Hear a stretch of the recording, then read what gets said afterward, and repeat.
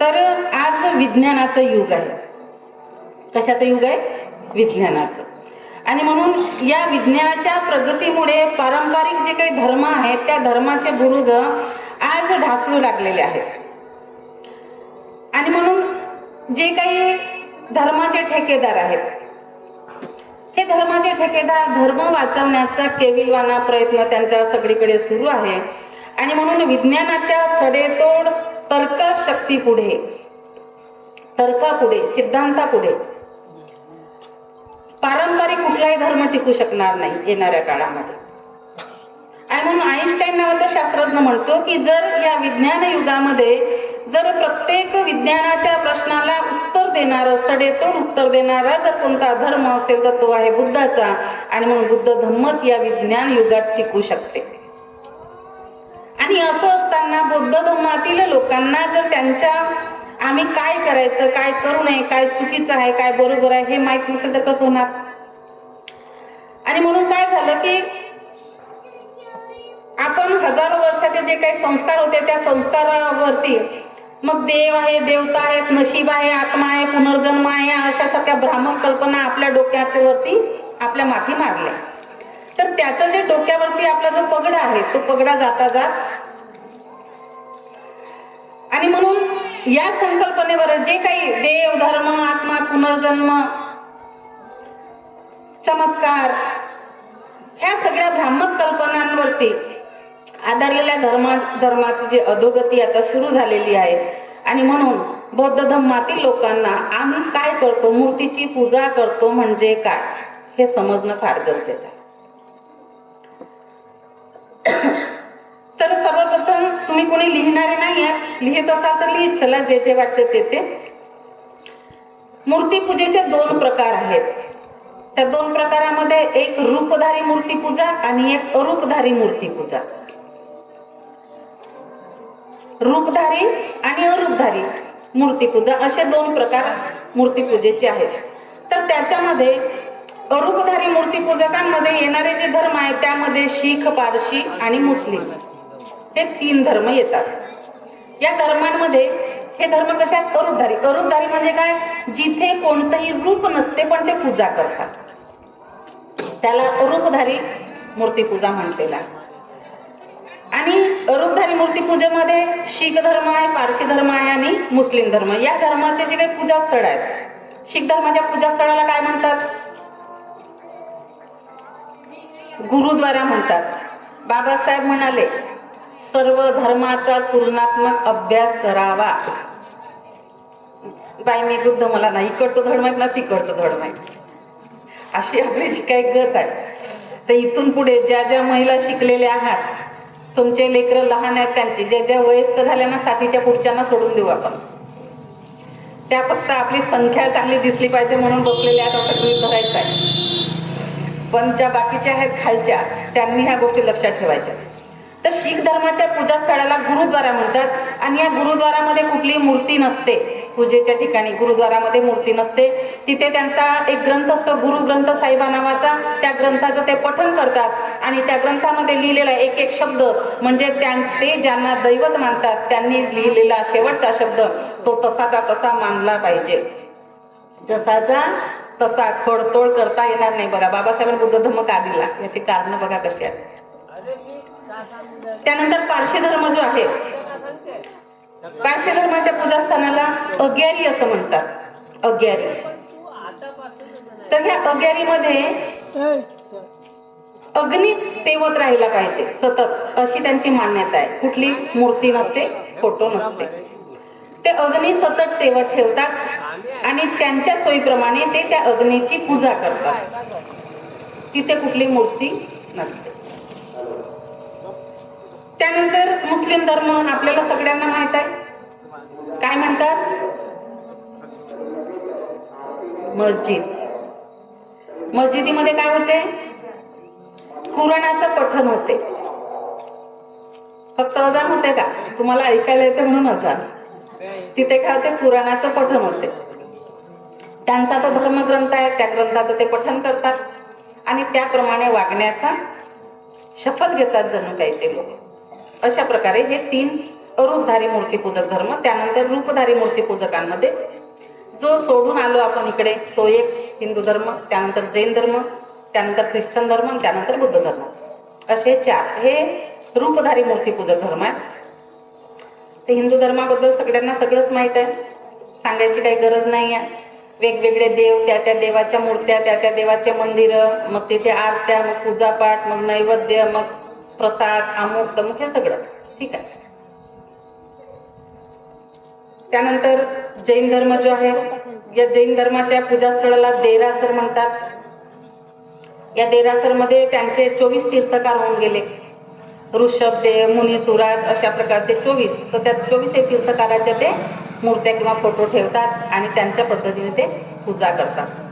त्यानंतर ख्रिश्चन धर्म हाही जवळपास सगळ्यांना माहीत आहे, कारण की बरंचसं लोण हळूहळू खेड्यापासून शहरापर्यंत, शहरापासून खेड्यापर्यंत पसरत आहे. ख्रिश्चन धर्माच्या पूजास्थळाला काय म्हणतात? चर्च म्हणतात. तिथे येशू ख्रिस्ताची मूर्ती असते आणि मग ते त्यांच्या धर्मग्रंथाचं पठण काय त्यांच्या पद्धतीने ते करतात. आणि मग आहे बुद्ध धर्म. बुद्ध धर्माच्या पूजास्थळाला काय म्हणतात? काय म्हणतात? बुद्ध विहार म्हणतात. मंदिर वगैरे नाही म्हणत ना, बुद्ध मंदिर म्हणतात की काय, असं मला शंका आली म्हणून विचारून घेतलं. अच्छा, कोणी कोणी म्हणतात, ठीक आहे, काही हरकत नाही. तर आपण आपलं जे स्थळ आहे पूजेचं त्याला विहार म्हणतो. विहार, विहाराचा अर्थ काय आहे? विहार करणे म्हणजे तिथे राहणे. त्या काळामध्ये बुद्ध जिथे जिथे राहत होते, जिथे जिथे राहत होते, वास करत होते, त्याला विहार म्हणायचे. बुद्ध श्रावस्तीला विहार करत आहे, बुद्ध वैशालीला विहार करत आहेत, आणि म्हणून आपण काय म्हणतो? विहार. म्हणजे या विहारात कोण आहेत? आता बुद्ध आहे, म्हणजे बुद्धाची मूर्ती आहे. तर आपण तिकडे जाण्याआधी, मूर्ती पूजण्याआधी, ह्या भगवान बुद्धाचं महापरिनिर्वाण झालं इसवी सन पूर्व 400 कधी माहित नाही, चला ठीक आहे, ते बरोबर आहे. इसवी सन पूर्व 483 ला. आणि बुद्धाच्या महापरिनिर्वाणापर्यंत लोक पूजा कशी करत होते? असा घरामध्ये उंच असा ओटा थोडसा, मग त्याच्यावरती कधी कोणाच्या इथे पिंपळाची पानं, कुणाच्या इथे पावलाच्या ठसे, आणि मग ते त्यांच्या पद्धतीने काय ते पूजा करायचे जुने लोक त्या काळचे, म्हणजे भगवान बुद्धाच्या काळचे सांगत आहे. कारण की तेव्हा व्हिडिओ शूटिंग नव्हती, कॅमेरे नव्हते, फोटो नव्हते. मग प्रश्न असा असला पाहिजे की कॅमेरे नव्हते, फोटो नव्हतं, तर मग बुद्धाची मूर्ती निर्माण कशी झाली? प्रश्न असायला पाहिजे. असा प्रश्न याच्या आधी कधी पडला का तुम्हाला? आम्हाला प्रश्न पडत नाही, हेच तर मोठी चिंता आहे. आणि मग हे बुद्धाची पहिली मूर्ती कुठून आली, कशी आली, आणि ते मग आता घराघरात आलेली आहे, नाही का? तर भगवान बुद्धाची पहिली मूर्ती बुद्धाच्या महापरिनिर्वाणानंतर 500 वर्षांनी, किती? 500 वर्षांनी, इसवी सन पहिल्या शतकामध्ये राजा कनिष्काच्या काळामध्ये पहिली बुद्ध मूर्ती निर्माण करण्यात आली. बुद्धाच्या महापरिनिर्वाणानंतर 500 वर्षांनी. तोपर्यंत, या काळापर्यंत जवळपास 3 धम्मसंगीत्या होऊन गेल्या होत्या, आणि ही 4थी धम्मसंगीती होती कनिष्काच्या काळातली, आणि त्यामध्ये ही पहिली बुद्ध मूर्ती निर्माण करण्यात आली. आणि इसवी सन पूर्व त्या पहिल्या शतकामध्ये सर्वप्रथम मूर्तीची कला जी आहे, मूर्ती निर्माण करण्याची कला, त्या बौद्ध लोकांनाच आली. मग प्रश्न असाही असला पाहिजे, जर पहिली मूर्तीच या देशात मूर्त्याच नव्हत्या, तर मग कोणता देव आधी, कोणता देव नंतर? नाही का? असं आपल्याला तिकडे काही जायचं नाही. आणि मग 500 वर्षानंतर मग बुद्धाची मूर्ती आली. तर मूर्ती कशी आली असेल? कारण फोटो तर नव्हता. आता कसं आहे, माझा बाप मेला, मी फोटो काढून ठेवला आणि मग माझ्या लेकरांना सांगितलं, बेटा हे तुझे आजोबा आहेत. म्हणून त्यांना माहित आहे की त्यांचे आजोबा आहेत. पण तेव्हा कॅमेराच नव्हता तर फोटो कोणी ठेवली असेल का? मग बुद्धाची मूर्ती कशी काय निर्माण झाली? तर बुद्ध मूर्ती निर्माण कुठून झाली, कशी झाली, तर याचा एक इतिहास आहे. कदाचित तुमच्या ग्रंथामध्ये येईल पुढे मागे वाचनामध्ये. सिद्धार्थ बुद्ध झाल्यानंतर भगवान बुद्ध लोकांना धम्म सांगत होते आणि धम्म ऐकणारे प्रत्येक व्यक्ती बुद्धाच्या धम्माचं श्रवण करून कुणी उपासक होत होते, कुणी भिक्खू होत होते. ही गोष्ट राजा शुद्धोधनाला कळली आणि राजा शुद्धोधनांनी भगवान बुद्धाला आमंत्रित केलं कपिलवस्तू नगरीमध्ये. आणि मग कपिलवस्तू नगरीमध्ये सर्वप्रथम जेव्हा बुद्ध आले, यशोधरेने सांगितलं होतं राहुलाला की राहुला, आज तुझे तात येणार आहेत नगरीत. आता राहुल लहान होते ना, त्यामुळे ते तात समजायचे कुणाला? शुद्धोधनाला. शुद्धोधनाला आपला वडील समजायचे राहुल. पण यशोधरीने सांगितलं की राहुलाचे तात येणार आहेत, म्हणजे एक उत्सुकता होती, आपले वडील येणार आहेत. आणि म्हणून भगवंत नगरीमध्ये आले. यथा शक्ती सगळ्यांनी त्यांचं स्वागत केलं, उत्सव साजरा केला, भजनदान झालं, संघाचं सगळं झालं,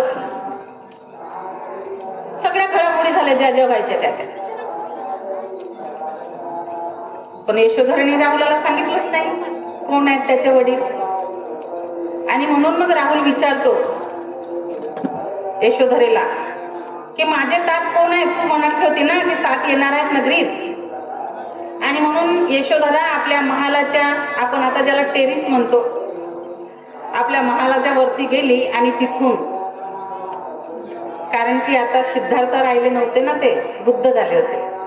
आणि म्हणून मग ते तिथून सांगते यशोधरा सिद्धार्थाला, काय सांगते राहुलाला, की सिद्धार्थाच्या आणि म्हणजे बुद्धाच्या शरीरावरती असलेल्या जे काही लक्षण होते त्या लक्षणाचं ते वर्णन करते.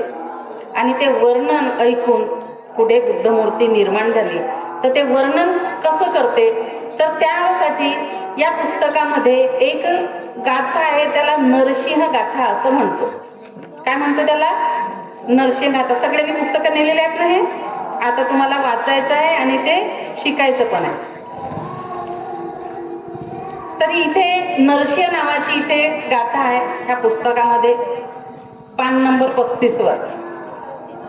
तर यामध्ये यशोधराजी वर्णन करते. काय म्हणते? सकवरांकित रक्त सुपादो लखन मंडित आयत पणही चामर छत विभूषित पादो ये सहितुय पिता नरसिंहो ये सहितुय पिता नरसिंहो.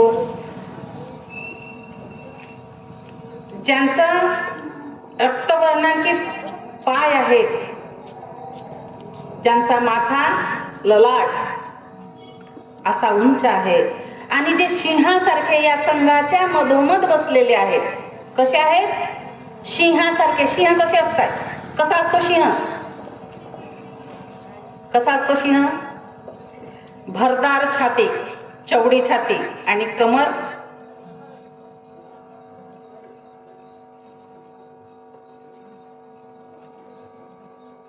असं वर्णन यशोधरा करत आहे.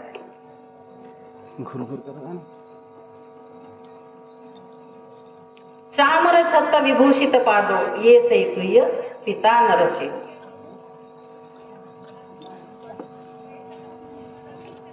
साक्य कुमार वरो सुकुमालो लखन चित्तित पूर्ण शरीरो लोकहिताय गतो नरवीरो ये सहितुय पिता नरसिंह. हा साक्य कुमार. कोण होते ते? शाक्य कुमार. लोकांच्या कल्याणासाठी या नरवीराने गृहत्याग केलेला आहे.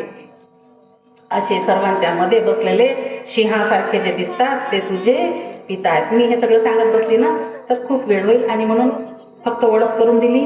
आता इथेच थांबूया. एक दिवस सुत्तपट्टाचा कार्यक्रम घेऊ, त्यामध्ये आपण हे पूर्ण म्हणून घेऊ, ठीक आहे? कारण वेळ कमी आहे आपल्याकडे आणि काम जास्त आहे. तर अशा प्रकारे या जे लक्षण होते त्यांच्या शरीरावरचे 32, त्या 32 लक्षणावरती ते लक्षण एक एक वर्णन जे यशोधरीने करून ठेवलं. बघा, यशोधरीने त्यावेळी ते वर्णन करून ठेवलं नसतं तर कदाचित बुद्ध मूर्ती निर्माण झाली नसती. पण यशोधरीने त्यावेळी वर्णन करून ठेवलं कसे होते सिद्धार्थ. असं म्हणतात थेरो महाथेरो भिक्खू की सिद्धार्थाचे बाह्य अंगावरचे असणारे लक्षण सगळ्यांनाच माहित होते, पण असे 2 लक्षण होते की ते फक्त यशोधरा, महाप्रजापती गौतमी आणि पशित मुनी या तिघांच्या शिवाय कुणालाच माहित नव्हते, अगदी शुद्धोधनाला सुद्धा. ते 2 लक्षण काय होते? ते 2 लक्षण असे होते, एक म्हणजे जसं नर मादी असते तर नर मादीला ते कांगारू तिचं ठेवण्यासाठी एक पिशवी असते, त्याप्रमाणे सिद्धार्थाला त्यांचं लिंग असण्यासाठी पिशवी होती. आणि दुसरं हे जे जीभ आहे ना, जीभ, ही जीभ संपूर्ण चेहरा पुसता येईल एवढी लांब आणि लाल भडक होती. हल्ली लोक काय म्हणायचे, म्हणजे मी लहान असताना ऐकलं, एखाद्याची जीभ जर नाकाला पुरत असेल ना, कुत्र्याच्या जन्माला आला म्हणे. पण हे महापुरुषाचं लक्षण आहे. ते एवढी जीभ त्यांची लांब होती की अख्खा चेहरा ते पुसून काढू शकत होते जिभेने. वेळ मिळाला तर तुमच्या ते 32 लक्षणावर थोडीशी चर्चा करू आपण. तर अशा प्रकारे या 32 लक्षणाच्या आधारावरती ही पहिली बुद्ध मूर्ती बनवण्यात आली आणि आज प्रत्येकाच्या घराघरामध्ये बुद्ध मूर्ती आहे. मग ह्या मूर्तीची पूजा करतो की काय करतो आपण?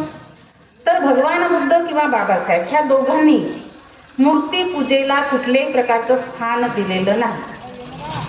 त्यांना मूर्तीपूजा, व्यक्तिपूजा, विभूती पूजा, कुठल्याही प्रकारची पूजा मान्य नव्हती, बुद्धालाही मान्य नव्हती. आणि म्हणून बुद्धाने सरळ कर्म सिद्धांत सांगितला. पूजा मान्य असते तर काय म्हटले असते? आता मोठे मोठे बसलेले किंवा महाराजांना कसे लोक पूजत आहेत, आता तशा प्रकारच्या बुद्धांनी लोकांना सांगितलं होतं की मी आता तुमचा करता धरता आहे आणि तुम्ही माझी पूजा करा, म्हणजे तथास्तु भवतु सब्ब मंगलम रक्षन्तु सब्ब देवता सब्ब बुद्धानु धम्मानु संघानुभावेन सदा कोटी भवन्ति. पण बुद्धांनी असं काही म्हटलं नाही.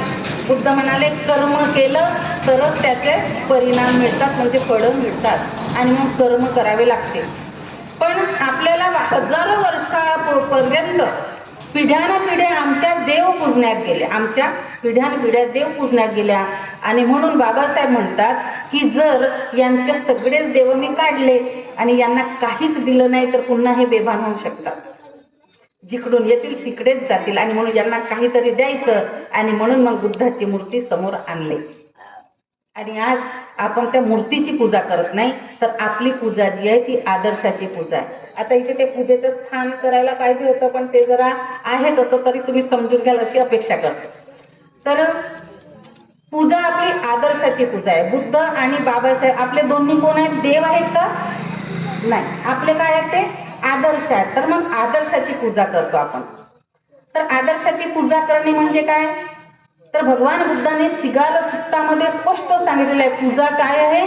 तर एका व्यक्तीने दुसऱ्या व्यक्तीशी माणसाने माणसासारखं वागणे म्हणजे पूजा होय. आता सिगाल सुत्ता हा विषय आपल्याला शिबिरात नाही म्हणून मी तो सांगणार नाही, नाहीतर तो सांगितला असता.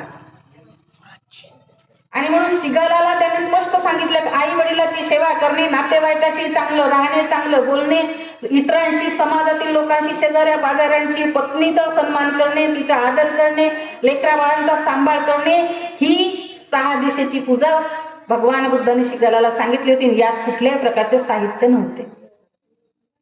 म्हणजे काय सांगितलं?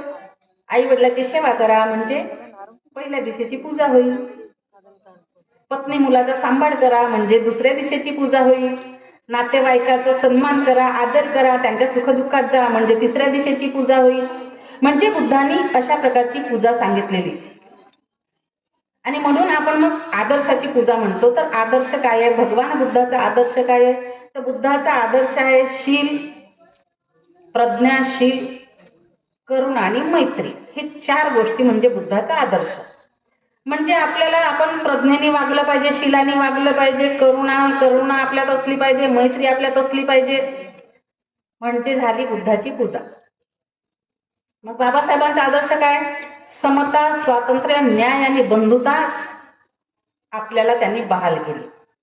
आणि म्हणून आपण सुद्धा समतेचं वागलं पाहिजे, न्यायाने वागलं पाहिजे, आहे की नाही? मला स्वातंत्र्य पाहिजे म्हणजे प्रत्येकाला स्वातंत्र्य पाहिजे हे समजलं पाहिजे, त्याला स्वातंत्र्य दिलं पाहिजे. हे आहे तसं वागणे म्हणजे त्यांची पूजा. त्याला म्हणतो आपण आदर्शाची पूजा. तर मग आदर्श आहे, तर आपल्या आदर्शाचे आपल्या घरामध्ये आपण एकूण 15 प्रकारच्या विधी संस्कार करतो. आता 13 प्रकारच्याच होत्या अगदी 2024 पर्यंत, फेब्रुवारी पर्यंत. आता 2 ऍड केलेल्या आहेत तिथे, आणि म्हणून आता 15 विध्या झालेल्या आहेत. तर ह्या 15 प्रकारच्या विध्या करताना आपण पूजेची मांडणी कशी करावी? तर असं उंच टेबल असला पाहिजे. हा उंच टेबल, असा उंच टेबल असावा. असा का असावा? कारण की आपण खुर्च्यांवरती बसतो ना, हल्ली खाली बसतो का? सगळ्यांचे पाय दुखतात, कमरा दुखतात, कुणाची कमर तुटली, कुणाची मान तुटली, आणि म्हणून आपल्याला खाली बसता येत नाही. आपण खुर्च्यावर बसतो, सोफ्यांवर बसतो, आणि म्हणून पूजेचं स्थान असं उंचावर असलं पाहिजे. कारण की ते आपले आदर्श आहेत, तर त्यांचं स्थान सगळ्यांच्या वरती आहे, आणि म्हणून असं उंचावरती आपल्या आदर्शाचं स्थान असलं पाहिजे. असा उंच टेबल, त्यावरती सफेद कापड आच्छादित करायचा. कोणता? सफेद कापड. डॉक्टर बाबासाहेब आंबेडकरांनी धम्मदीक्षेच्या वेळेला त्या टेबलवरती सफेद कापड आच्छादित केला होता. आपण हा रंगाचा कापड आच्छादित केलेला आहे. सगळीकडे जास्तीत जास्त जिथपर्यंत भारतीय बौद्ध महासभा पोहोचली नाही तिथपर्यंत ते करतात. तुम्ही बाकीच्याकडे इथं बसणारे तरी बाकीच्याकडे लक्ष देऊ नका, बाहेरच्यांचं काय चाललं ते चालू द्या, नाही का? तर सफेद कापडाचा आदर्श काय? कारण आदर्शाची पूजा आहे ना, इथल्या प्रत्येक वस्तूचा आदर्श घेता आला पाहिजे. ज्या त्या वस्तूचा आदर्श घेता तो त्या वस्तू पूजेत लागणार आहेत, बाकीच्या लागणार नाही. तर सफेद कापड बाबासाहेबांनी सांगितला, आणि म्हणून भारतीय बौद्ध महासभेचा कुठलाही बौद्धाचार्य, शिक्षक, शिक्षिका जर पूजाविधी करतील तर तुम्हाला सफेद कापडच सांगतील, कासाय रंगाचा कापड कधीच सांगणार नाही. तर सफेद कापडाचा काय आदर्श आहे? तर सफेद रंग हा जो आहे हा शांतीचं प्रतीक मानलं जाते, सदाचाराचं प्रतीक मानलं जाते, निर्मळतेचं, स्वच्छतेचं प्रतीक मानलं जातं. ज्याप्रमाणे ह्या दोन्ही महापुरुषांनी आपलं संपूर्ण जीवन तेवढं स्वच्छ, निर्मळ आणि आदर्शवत जगले. त्यांच्या चारित्र्यावर कुणी एवढा डाग ठेवू शकले नाही. चिंता नावाच्या बाईने बुद्धाला दूषित करण्याचा प्रयत्न केला, पण बुद्ध महाकारुणिक होते. भांडले का तिच्याशी? नाही, शांततेने सांगितलं, आणि त्याला हिला वाटलं बुद्ध फसला आता माझ्या बोलण्यामध्ये, आणि म्हणून बिचारी फसली आणि तिचं पितळ उघडं पडलं. शेवटी काय झालं? कुकर्म केले ना, तिचं प्रेत सुद्धा काढता आलं नाही ना लोकांना, अशी दशा झाली ना, नाही का? म्हणून वाईट मार्गाने जाऊ नये कधीच, कोणाच्या सांगण्यावरून. आपला मार्ग आपल्याला निवडता आला पाहिजे. आणि म्हणून एवढं स्वच्छ, सुंदर, निर्मळ जीवन जगले हे दोन्ही महापुरुष. त्यामुळे त्यांच्या प्रतिमा किंवा मूर्त्या सफेद कापडावर ठेवायच्या. बाबासाहेबांनी आपल्याला सफेद रंग सांगितलं, नाही का? कारण काय याच्या मागचं? कारण की आम्हाला स्वच्छ कपडे घालण्याची मुभा नव्हती. मनुस्मृतीच्या कायद्यात अस्पृश्यांनी कसे कपडे घालायचे? बाबासाहेब छोटे होते, मीरा आत्यासोबत बाजारात गेले. दुकानामध्ये गेल्यानंतर कापड गंदा करून दिला ना दुकानदाराने, बघितलं होतं डोळ्याने. आणि मग आम्हाला चांगला कापड घालता येत नाही का? म्हणून बाबासाहेब म्हटले. एकदा कुठल्या तरी पत्रकाराने त्यांना मुलाखतीत विचारलं होतं, आंबेडकर, गांधीजी बघा म्हणे, त्यांचे लोक एवढे श्रीमंत आहेत, पैसेवाले आहेत, तरी ते असं काय म्हणतात, पंचा घालतात, आणि तुम्ही एवढे गरीबीतले, तुमचे लोक एवढे गरीब, एवढी दुर्दशा आहे आणि तुम्ही सुटाफुटात राहता. बाबासाहेब म्हटले मी आज ह्याच्यासाठी सुटाफुटात राहतो की अख्ख्या संपूर्ण समाजाला मला सुटाफुटात आणायचंय. आणून ठेवले की नाही आपल्याला सुटाफुटात. आणि म्हणून बाबासाहेबांनी आपल्याला सफेद वस्त्र दिलेलं आहे. तर हे आपल्या फार सन्मानाचं, स्वाभिमानाचं वस्त्र आहे. ते घालायलाच वेळ मिळत नाही, ही शोकांतिका.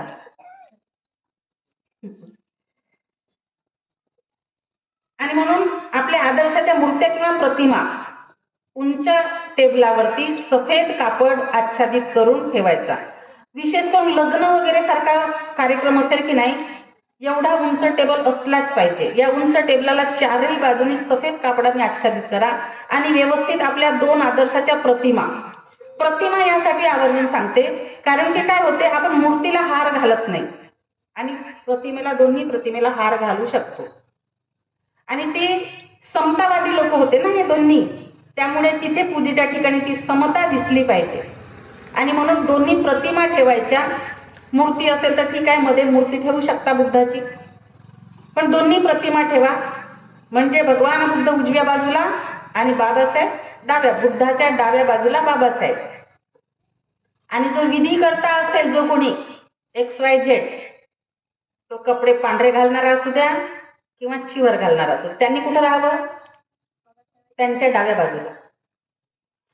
पण अनेक वेळेला आमचे चिवरधारी उजव्याच बाजूला, नाही म्हणे आम्ही इकडे, आम्ही बुद्ध पुत्र आहोत ना. मग बाबासाहेब कोण होते? तुम्ही बुद्ध पुत्र आहात तर बाबासाहेब कोण होते? जर बाबासाहेब डाव्या बाजूला तर बाकीच्यांनी डाव्या बाजूला, बाबासाहेबाच्या डाव्या बाजूला बाकीच्यांनी. आणि म्हणून हे आसन एवढं उंच असावं की जर हा व्यक्ती खुर्चीवर बसत आहे विधी करता, तर त्या विधीकर्त्यापेक्षाही आपल्या आदर्शाच्या प्रतिमा किंवा मूर्त्या उंच असल्या पाहिजे.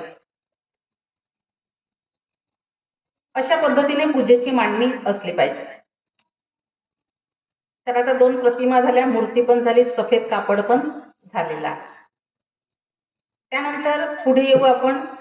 आधी जे आता आहे ते सांगते साहित्याबद्दल, आणि जे नाही आहे ते नंतर सांगते. ठीक आहे, कारण की आमच्याकडे काही आहे, आम्ही काही सोडलेलं आहे भारतीय बौद्ध महासभेच्या लोकांनी. तर काय काय आहे सध्या? अगरबत्ती आणि मेणबत्ती. तर मेणबत्तीचा काय आदर्श आहे? मेणबत्ती बघा स्वतः जळते, तिच्या कुवतीप्रमाणे का असणार ती मिनमिनता प्रकाश देते. लाईट गेल्यावर मेणबत्ती लावतो की नाही आपण? आता दिवे लावण्याची प्रथा जरा बऱ्यापैकी बंद झाली आहे, केरोसिन मिळत नाही ना, तर मेणबत्ती लावतो. म्हणजे ती आपला थोडाफार का असणार तिच्या शक्तीनुसार प्रकाश देते. आणि म्हणून ती जळते, संपूर्ण जळते, पण तरीही तेवढं जळल्यानंतरही आपलं अस्तित्व कायम ठेवून जाते मेणाच्या रूपात. हा आदर्श त्या मेणबत्तीकडून घ्यायचा आहे की त्या मेणबत्ती सारखं मला जळायचं आहे. इतरांसाठी, ती स्वतःसाठी जळते का? दुसऱ्यांसाठी जळते. आणि म्हणून त्या मेणबत्तीचा आदर्श आहे की ती जशी दुसऱ्यांसाठी जळत आहे तसं मी सुद्धा दुसऱ्यांसाठी थोडं थोडं जळलं पाहिजे, पण जळताना माझं कार्यरूपी अस्तित्व मी सोडून जायचं आहे. हा मेणबत्तीचा आदर्श आहे. मग अगरबत्ती लावतो आपण. अगरबत्ती काय लावायचे? अगरबत्तीमुळे सुगंध मिळते, वातावरण सुगंधित होते, छान वाटते की नाही? किती छान प्रकृतीत वातावरण झालेलं आहे अगरबत्ती लावली की. पण फार अगरबत्त्या लावत जाऊ नका. आजकालच्या अगरबत्त्यामध्ये कुठले कुठले केमिकल मिक्स करतात ना, त्यातून दमा हा आजार लागतो. आणि घरात लहान लेकरं ज्यांचे आहेत त्यांनी अगरबत्तीचा वापर नाही केला तरी चालतो. काही गोष्टी बघा बरं, कारण वैज्ञानिक धम्म शिकत आहोत आपण. तर अगरबत्तीचा आदर्श काय आहे? ती स्वतः जळते आणि इतरांना सुगंध देते. या दोन्ही महापुरुषांनी आपल्या जीवनात तेच काम केलेलं आहे. हे सगळे दोन्ही, हे जेवढे काही सगळे लागून आहेत किंवा जे लागून नाही आहेत, असे अनेक होऊन गेले या देशामध्ये. या देशाला महापुरुषांची, महामातांची, संतांची परंपरा आहे, पण तरी इथले लोक जैसे थे आहेत. बिचाऱ्यांनी आपलं आपलं केलं, सगळे निघून गेले, आम्ही जसेच्या तसेच राहिलो, आमच्यात काही बदल होत नाही. आणि हे लोक त्याच पद्धतीने जळले आणि म्हणून तर त्यांचा कार्यरूपी सुगंध दरवळत आहे. म्हणून तर तुम्ही त्यांची जयंती स्मृती दिवस करता की नाही? म्हणूनच करता ना, नाही तर का केलं असतं? त्यांनी काम असं केलेलं आहे. ते वागले तसे, जगले तसे, त्यांच्या जगण्याचा, त्यांच्या वागण्याचा, त्यांच्या कार्याचा, त्यांच्या त्यागाचा सुगंध आज जनमानसामध्ये दरवळत आहे. म्हणून आपण त्यांचे चरित्र वाचतो, त्यांच्या चरित्राचं लोकांना प्रबोधन करतो. आमचं कोणी चरित्र लिहिणार का? आमच्यासाठी कोणी 2 ओळी पण लिहिणार नाही. जन्मलो कधी, मेलो कधीच, आमची कोणी तारीख पण लक्षात नाही ठेवणार. हा आदर्श त्या अगरबत्तीतून आपल्याला घ्यायचा. ती अगरबत्ती जळते जळते तोपर्यंत सुगंध असते. वातावरणातला सुगंध काही क्षणात नाहीच होते, पण त्या अगरबत्तीप्रमाणे जो कोणी व्यक्ती जळतो तो गेला समाजातून तरीही त्याच्या जळण्याचा सुगंध जनमानसामध्ये दरवळत राहतो. त्यानंतर आपण हार फूल अर्पण करतो. आता सांगितल्याप्रमाणे फोटो असतील तर 2 हार. काल मला वाटतं तुम्ही लोक हार टाकत नाही फोटोला, असं वाटलं मला थोडंसं, कारण की बाबासाहेबाच्या कटआउटला हार टाकला गेला नाही, भगवान बुद्धाच्या कटआउटला हार टाकला गेला नाही. पण हे जे जसे हे पुतळे आहेत, बुद्धाच्या पुतळ्याला, मूर्तीला हार टाकायचा नाही. त्याचं कारण काय आहे? मूर्ती म्हणजे एक प्रतिकृती आहे बुद्धाची, आणि बुद्धाची प्रतिकृती असल्यामुळे डायरेक्ट तो गळ्यात हार जातो. आणि बुद्धाने काय केलं? बुद्ध सतत अनेक शिलाचं, 2, 4, शे नाही, हजारो शिलाचं बुद्ध पालन करत होते. आम्हाला फक्त 5च सांगितले. तर अनेक शिलाचं पालन करत असताना भगवान बुद्धांनी हे हार फूल तुरे हे अहंकाराचे प्रतीक मानल्या गेलेल्या गोष्टी नाकारल्या होत्या. नक्षगीतात वादित विसुक दස්සना माला गंध विलेपन धारण विभूषण ठाणा वेरमण. आणि म्हणून बुद्धाच्या मूर्तीला, पुतळ्यांना आपण हार टाकत नाही. त्याने जिवंतपणे जे नाकारलं ते त्यांच्या नसल्यानंतर आपण त्यांच्या शरीरावर टाकायचं नाही. काही काही लोक हातात देतात, असं हात राहते नाही, हातात फुल ठेवतात. देऊ नका हातात फुल. जे इमानदारीने जे भिक्खू आहेत ना, उपसंपदा झालेले भिक्खू असतील, इमानदारीने काम करत असतील बुद्धाच्या धम्माचं, ते कधीच हातात फुलं घेत नाही डायरेक्ट. बघा, ते आपलं चिवर असं घेतात. जर कोणी स्वागत केलं तर असं चिवर घेतील, डायरेक्ट हातात फुल घेत नसतात, कारण की त्यांनी ते त्यागलेलं आहे. पण आता तुमच्या श्रद्धेपोटी ते घ्यायचं आहे. आणि म्हणून प्रतिमेला, मूर्तीला हार टाकायचा नाही बुद्धाच्या. बाबासाहेबांच्या आपण टाकू शकतो. बाबासाहेबांनी सर्वसामान्यांमध्ये राहून सर्वसामान्यासारखं जीवन जगत एवढ्या मोठ्या पदापर्यंत पोहोचले, आणि लोक त्यांचं शेवटपर्यंत स्वागत करत होते, सत्कार करत होते, सगळ्या गोष्टी करत होते. म्हणून बाबासाहेबांना आपण माल्यार्पण करू शकतो पुतळ्याला. पण प्रतिमेला जे आहे, प्रतिमा कशी आहे? फ्रेम मध्ये आहे.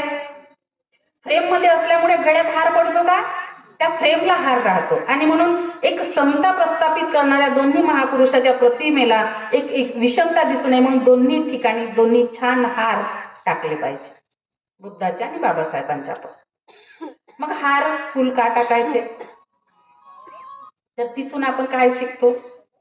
ज्याप्रमाणे हे फुल आता सुगंधित आहेत, टवटवीत आहेत, आपण ताजं ताजं घेऊन आणतो तेव्हा किती सुंदर दिसते, त्याच्यातला सुगंध पण येतो. मग हळूहळू हळूहळू काय होते? ते कोमेजत जाते. आता कोमेजले होते, हार काढले की नाही आज आपण, तर हळूहळू काय होतात? कोमेजत जातात. आज छोटं बाळ आहे, मग 1 वर्षाचं, मग 2 वर्षाचं, मग तरुण अवस्थेत आला, किती सुंदर जन्माला आला तर कसा दिसत होता, मग थोडासा मोठा झाला कसा दिसायला लागला, मग आता तरुण वयात आला किती सुंदर दिसायला लागला, नाही का? आणि मग म्हातारा होत आहे, हळूहळू हळूहळू हळूहळू कसा दिसत आहे. तर हा आदर्श जो आहे फुलाचा तो घ्यायचा आहे. आपण गाथा म्हणतो, वन्नगंध गुणोपेतं एतं कुसुम संतती पूजयामी मुनिंदस्व श्रीपाद सरोरुहे पूजे मी बुद्ध कुसुमेन नेन पूयेन मे तेन लाभामी मोक्ष. दोरा घातलेल्या सुगंधित सुंदर पुष्पाने मी भगवान बुद्धाच्या सुंदर चरण कमलाची पूजा करते. हे फुलं जसे कोमेजणार आहेत, हा देह सुद्धा तसाच नाशाकडे चाललेला आहे, कोमेजत आहे रोजच्या रोज, आणि या सत्य वचनाने माझं कल्याण होत आहे, मंगल होत, असं आपण त्या गाथेत म्हणतो. आणि म्हणून हे फुलं जसे कोमेजणार आहेत, मी सुद्धा रोजची कोमेजत आहे. रोज ते दिसत नाही, ते 8-10 वर्षांनी दिसते, पण रोज कोमेजणं सुरूच आहे सगळ्यांचंच. आपण जेवढे बसलो की नाही, अगदी छोट्या बाळापासून तर म्हाताऱ्यापर्यंत रोज कोमेजतो, हळूहळू थोडंसं रोज, क्षण प्रतिक्षण कोमेजत चाललेलो आहोत आपण. तो आदर्श पण त्या फुलांनी कोमेजण्या सुकण्याआधी सुंदर कार्य केलेलं आहे. महापुरुषाच्या फोटोला अर्पण झालेले आहेत ते. एखाद्या स्त्रीच्या केसाचं सौंदर्य वाढवलेलं आहे. एखाद्या सत्पुरुषाचं त्यांनी स्वागत केलेलं आहे. आणि म्हणून मी मरणार आहे, पण मी मरण्याआधी मीही काहीतरी त्या फुलासारखं काम केलं पाहिजे. दुसऱ्याच्या उपयोगी पडलं पाहिजे ना. आणि हे प्रत्येक फुलाला हा योग येतो का दुसऱ्याच्या उपयोगी पडण्याचा? प्रत्येक फुलाने स्वागत होत आहे का?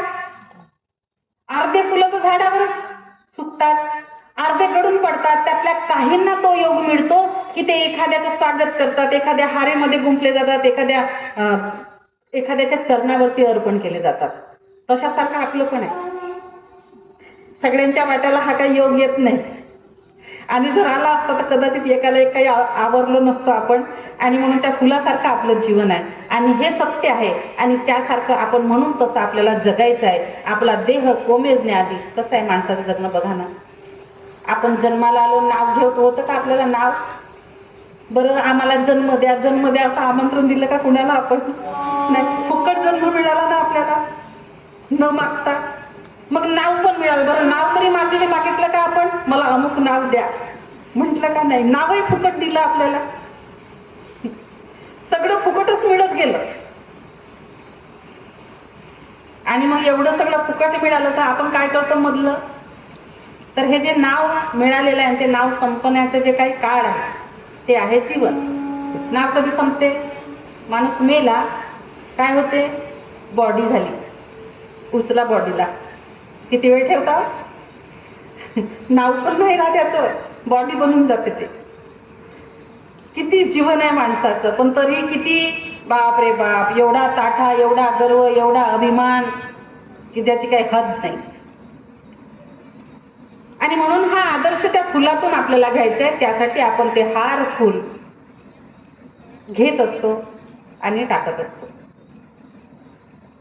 आता भारतीय बौद्ध महासभेच्या अंतर्गत फक्त ह्या एवढ्याच वस्तू सध्या उपयोगात आहेत. पण ज्या ज्या वस्तू काढल्या तर काय काय काढलं? तर आम्ही काढलं कासाय वस्त्र. तो बाबासाहेबांनीच नाही सांगितला, तो काढून टाकला. कासाय वस्त्र म्हणजे चिवर नाही. काही भिक्खूंना प्रश्न केले की कासाय वस्त्र काय ठेवतात? ते म्हटले बुद्ध चिवर घालत होते म्हणून. तर कुठलाही कासाय रंगाचा कपडा म्हणजे चिवर होऊ शकत नाही. चिवर एका विशिष्ट पद्धतीने शिवला जातो. त्याच्यामध्ये 10 पारमिता अष्टांगिक मार्ग असणारे शील भिक्खूंचे, त्या प्रत्येक शिलाईमध्ये एक एक त्यांची असणारी कडी आहे. असा विशिष्ट पद्धतीने चिवर शिवला जातो. असं नाही साडीला पिको फॉल मारतो तसं नसते ते. आणि म्हणून चिवर ही एक वेगळी गोष्ट आहे. हा काय कापड आहे. पण या कापडाचा चिवर म्हणून अनेक प्रकारचा उपयोग चांगला वाईट होत असतो. आणि म्हणून नका करू. सफेद रंग वापरल्यानंतर सफेद कापड इथे असताना किती सुंदर दिसलं असतं की नाही? मी पांढऱ्या साडीत, तुम्ही पांढऱ्या साड्यात, हेही पांढरं, तर एखादी फोटो काढताना किती वेगळं चित्र दिसलं असतं. पण आता दिसणार आहे का? हे काहीतरी मध्येच आडवं येणार आहे.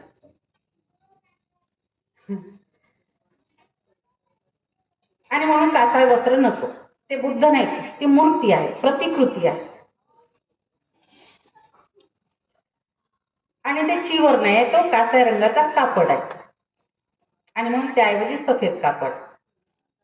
त्यानंतर 5 प्रकारची फळं होती पूजेत. परिश्रम केला असलं तुम्हाला माहित असेल ना. 5 प्रकारची फळं काढून टाकली. ते 5 प्रकारची फळं जर आजारी बनते असतील, म्हातारे असतील, अगदीच म्हातारे असतील, तर त्यांना औषध पाणी खाण्यासाठी काहीतरी खायला पाहिजे म्हणून ते फळं दिले जात होते. पण पुढे त्याचा एक वेगळ्या पद्धतीचं त्याचं हे झालं. मग ते भंते फळंही न्यायला लागले. मग तुम्ही लोक प्रसादही करायला लागले. कापून नाही का सगळा काला एकत्र, सेब केळं जे जे असेल ते एकत्र सगळं. आणि मग प्रसाद घ्यावे सर्व मिळून. आणि ह्या सगळ्या गोष्टीमध्ये अजून काय बऱ्याचशा गोष्टी अशा घडत होत्या की त्यातून अंधश्रद्धा निर्माण होत होती. आणि म्हणून 5 प्रकारची फळं पूजेत ठेवण्याची गरज नाही. त्यापेक्षा मी माझा अनुभव सांगते फळांच्या बाबतीमध्ये. आता फळं कोणी सांगितले? भंतेजीने सांगितले पूजेला फळं पाहिजे. तर मग काय करायचं बाई, फळं तर पाहिजेच की नाही. पूजा करायची तर सगळं असलं पाहिजे की नाही. आणि मग श्रद्धा आपल्या मनात, महिलांच्या मनात जास्त श्रद्धा. आणि मग फळं तर आमच्या चिमूर तालुक्यामध्ये एक असं शिबिर होतं.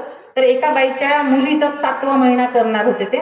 तर ते जसं मी ताईकडे राहते, तर ज्या ताईकडे मी राहत होते तर ताईकडे आली ती बाई आणि म्हटली म्हणे, ताई म्हणे आज आमच्या घरी वंदन आहे म्हणे, 12 वाजता या म्हणे तुम्ही. तर त्या ताई म्हटले कोण येत आहेत वंदनेला? तर नाही म्हणे आता आपणच नाही का आपल्या बाया मंडळाच्या घेऊन घेऊ म्हणे.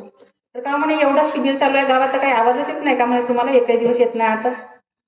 तर नाही म्हणे ताई आता पोरीबाडी होत्या ना घरी तर वेळच नव्हता मिळत. तर ठीक आहे म्हणे, नव्हता तू मला सांगितली म्हणे, आणि आता मॅडम एवढ्या आपल्या गावात आता आपण मंडळाच्या बाया घेण्यापेक्षा मॅडमला बोलूया ना वंदनेला, सांगा ना म्हणे मॅडमला. तर मग त्या आल्या म्हणे या मॅडम तुम्ही पण, म्हणते. म्हणते ठीक आहे फोन लावले आता तुम्ही. तर येते, आम्हाला काही मानपान लागत नाही, आम्ही जातो सरळ. तर गेल्यानंतर त्या ताईची पूजा पाहिली, पण म्हटलं सुरुवातीला बोललेलं चांगलं नाही, बिचारीने एवढ्या श्रद्धेने सगळं केलं तर मन दुखलं नाही पाहिजे ना तिचं. म्हणून वंदना वगैरे झालं, सगळं झाल्यानंतर मग आता म्हटलं थोडंसं 5 मिनिट माझं ऐकता का बाबा, वेळ देता का? कारण की मी वंदना घेतली की लगेच जाणं माझ्या काही स्वभावात नाही आहे, तर मला थोडंसं मार्गदर्शन करायचंय. तर मार्गदर्शन करण्याआधी मी तिला म्हटलं ताई ते फळं ठेवलेले आहेत. फळं कसे होते? एवढासा कच्चा लिंबू, एवढेसं कच्चं हिरवं हिरवं असलेले सीताफळ, आणि एवढासा एक कच्चा पेरू म्हणजे जाम, आणि एक डाळिंब अर्ध्या बाजूने सडलेलं होतं, एवढंच होतं ते पण. आणि एका बाजूने सडलेलं होतं आणि एका बाजूने असं पिवळसर आलेलं डाळिंब. अशा प्रकारचे तिने 5 ते फळं ठेवले. तर मी म्हटलं ताई हे काय आहे? ताई म्हणे फळं आहेत ना म्हणे पूजेला आणलेले. म्हटलं का बरं आणले हे? नाही म्हणे भंतेजी सांगतात ना म्हणे पूजेला फळं असले पाहिजे, तर म्हणून म्हणे आता आमच्या खेड्यात कुठं मिळतात मॅडम म्हणे, आता जायचं झालं तर आम्हाला म्हणे मग आता वरुऱ्याला जावं लागते म्हणे, इथं फळच नाही मिळत, आता माझ्या घरी कोण नाही म्हणे जायला वरुऱ्याला, म्हणून आता हे ठेवले म्हणे. चालते ना म्हणे काही होत नाही. मी म्हटलं चालते हो, पण मला म्हटलं सांगा आता हे फळ कोण खाणार? आता टेकावं लागतील म्हणे. आता ते झाडाला राहिले असते तर 4 दिवसांनी, महिन्यांनी, 2 महिन्यांनी कुणाच्या कामी आले असते की नाही? पण तुम्ही ते विनाकारण तोडून टाकले म्हटलं ना, तुमच्या कामी ना कुणाच्याच कामी. नसते तोडले तर काय पूजा राहिली असती का म्हटलं? तर नाही ना मॅडम म्हणे मग भंतेजी सांगतात ना म्हणे मग आणावंच लागते म्हणे. तर अशा प्रकारचे अनेक अज्ञान लोकांच्या मध्ये निर्माण होत होतं. आणि म्हणून भारतीय बौद्ध महासभेने एका व्यक्तीने घेतले नाहीत, अधिवेशन होतात, या अधिवेशनाच्या अंतर्गत ठराव पारित केले जातात. आणि म्हणून हा सगळ्या गोष्टीचा विचार करून हे फळं पूजेतून काढून टाकले. त्याचप्रमाणे धागा आणि लोटा, लोटा होता नाही ते आपल्याकडे, तर हा लोटा पूजेमध्ये, तर बाबासाहेबांनी आधी कुंभ सांगितलं होतं मातीचं, छोटं मडकं मातीचं, ते सांगितलं होतं. पूजेच्या ठिकाणी ते छोटं मडकं ठेवायचं, त्यामध्ये काठोकाठ पाणी भरायचं, आणि ते मडकं समोर ठेवून फोटोच्या आपली जी गाथा म्हटली जाते ते गाथा म्हणताना तो जो धागा होता तो हातामध्ये घ्यायचा, कारण की भंतेजीने घेतलं होतं ना ती वंदना, ते घ्यायचं. तर अशा पद्धतीचं होतं ते. पण नंतर काय झालं, हे माठ गायब झाला, लोटे आले तांब्याचे. बाबासाहेबांनी माठ का सांगितला? तर माठ म्हणजे अनित्यवादाचा सिद्धांत दर्शवणारी गोष्ट. एक मातीचं मडकं पाण्याने भरलेलं आहे, त्याला थोडासा धक्का बिक्का लागला तर काय होईल? पडेल, फुटेल, पाणी अस्ताव्यस्त. माणसाचा देह तसाच आहे. जुने लोक म्हणतात की नाही बाई पाण्याचा बुडबुड आहे, नाही का? तसंच आहे ना. अरे रे आत्ताच होता हो, गेला गेला गेला गेला. क्षणार्धात त्या मातीच्या मडक्यासारखं जरा काय झालं, क्षणामध्ये आत्ता होता हो, चांगला होता, बोलला आमच्यासोबत, पण आता गेला, संपलं सगळं. तर हा अनित्यवादाचा सिद्धांत दर्शवण्यासाठी, लोकांना सांगण्यासाठी बाबासाहेबांनी तो मातीचा कुंभ आणि त्यात असणारं पाणी, कारण पाणी हे मानवी जीवन आहे. अन्नाशिवाय जगू शकता, पाण्याशिवाय जगता येत नाही. आणि म्हणून हा मानवी जीवनाचं मूल्य सांगणारा मडकं बाबासाहेबांनी ठेवलं होतं. पण पुढे तो मडका आमच्याकडे लोटा बनून आला तांब्याचा, आणि मग त्या तांब्यातलं जे पाणी होतं, म्हणजे मी माझ्या विहारात ह्या गोष्टी झालेल्या, माझ्या कार्यकाळात झालेल्या, ते अनुभव सांगते तुम्हाला. मग ह्या लोट्यातलं पाणी, आणि मग हे पाणी वंदना झाली की एका ग्लासात घ्यायचं, आणि मग चम्मच चम्मच चम्मच चम्मच सगळ्यांनी बायकांनी घ्यायचं, आणि मग ते पाणी असं हातावर घ्यायचं. बरं, डायरेक्ट चम्मच तोंडात टाकणार का? हातावर घेतलं जायचं, आणि मग नाही का, आणि मग त्यावरती एक गाथा, प्रसाद आस्वाद घ्यावे सर्व मिळूनी, नंतर घ्यावे शिलाचे पाणी, शिलाच्या पाण्याचा घेऊन घोट शुद्ध करावे. माहित आहे. बरं, शील काय आहे? आपल्या आचरणाचे 5 नियम. आपण काय म्हटलं शिलात? मी हिंसा करणार नाही, मी चोरी करणार नाही, मी व्यभिचार करणार नाही, मी खोटं बोलणार नाही, मी नशापान करणार नाही. आता हे पाण्यात कसं गेलं सांगा बरं?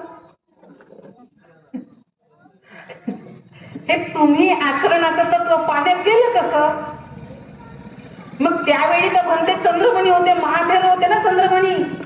मग तर त्यांनी तर मोठे मोठे ड्रम ठेवायला पाहिजे होते ना. 56ला दीक्षेच्या वेळेला मोठे मोठे ड्रम ठेवून पाणी शिलाचं करायला पाहिजे होतं, पण तसं केलं नाही त्यांनी. पण नंतर हे आमच्याकडे आले, मग ते पाणी शिलाचं बनलं. ते पाणी बायकांना वाटलं आणि बायकांनी पहिले आहो बॉटल भरून, अजूनही काही विहार असे आहेत की जिथे बॉटल भरून ठेवतात बाया, लोट्यातलं पाणी काढून शिलाचं.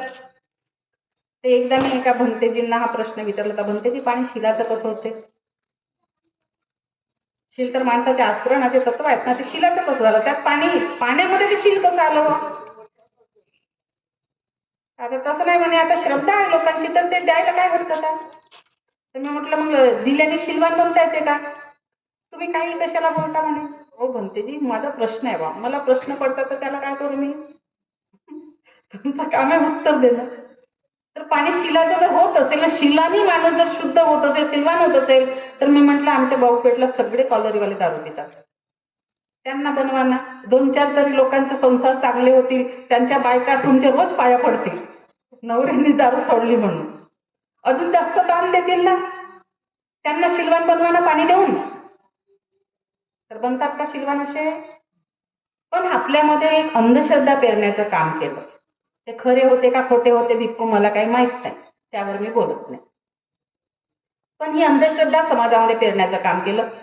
आणि मग भारतीय बौद्ध महासभेनी ही अंधश्रद्धा, बाबासाहेबांना विज्ञानिष्ठ धम्म पाहिजे, कुठल्याही प्रकारचं कर्मकांड नको, आणि म्हणून मग भारतीय बौद्ध महासभेने ठरावाअंतर्गत हा लोटाही नाही आणि मातीचा कुंभ पण नाही आणि पाणी पण नाही, ठेवायची गरज नाही, काढून टाकलं. मग धागा राहत होता, धागा बऱ्याचशा जणीच्या हाताला दिसत आहे मला, असू द्या काही ठीक आहे. तर धागा, मग धाग्याचं काय करायचं? असा मूर्तीच्या हातून घ्यायचा, मग तो लोट्यापर्यंत, मग तुमच्या हातात, आणि मग गाथा सुरू. कोणती गाथा? बरं, त्यामध्ये काय अजून राहायचं? गुलाबजल. पूजेमध्ये राहतो ना गुलाबजल. आणि मग गाथा सुरू झाली. विपती पटी विहाय सब संपत्ती सिद्धिया सब रोग विनाशाय भवे दीर्घायुदायक सब दुःख विनाशाय भवे निब्बाण संतिके बनते अनुग्रहंकत्वा परितंगृत मंगल समंता चक. बायांना भारी चांगलं वाटत आहे, मग्न होऊन बसले. बनतेजी म्हणून शेवटी येऊन म्हणतात, राजतोवा चोरतोवा मनुसतोवा अमनुसतोवा अग्नितोवा उदकतोवा पिसाचतोवा खाणुकतोवा कंटकतोवा नक्कतोवा जनपद रोगतोवा असधमतोवा संदिटीतोवा असं पुरीसतोवा चंड हत्ती असनिग गुण कुकुर अहि विच्छी कामनी सप्प दीपी तरत सुकर महिष यक्क रक्त साधी नाना भयतोवा नाना रोगतोवा नाना उपदवतोवा. आता काही म्हणते परित्राण म्हटलं, सगळे आमचे दुःख दूर होते. भारी श्रद्धा उत्पन्न झाली. आणि मग आता परित्राण संपला, धागा गुड्डायला. मग इथे बसले. कोण बसले ते माहित आहे तुम्हाला, मी बसत नाही तसे, ते माझं काम नाही. मग बसले की मग एकेकीच्या हाताला बांधायचं. काय कसं करता तुम्ही धागा बांधताना? तुम्ही लोक काय करता धागा बांधायला जातात तर? असे हात देता. अजून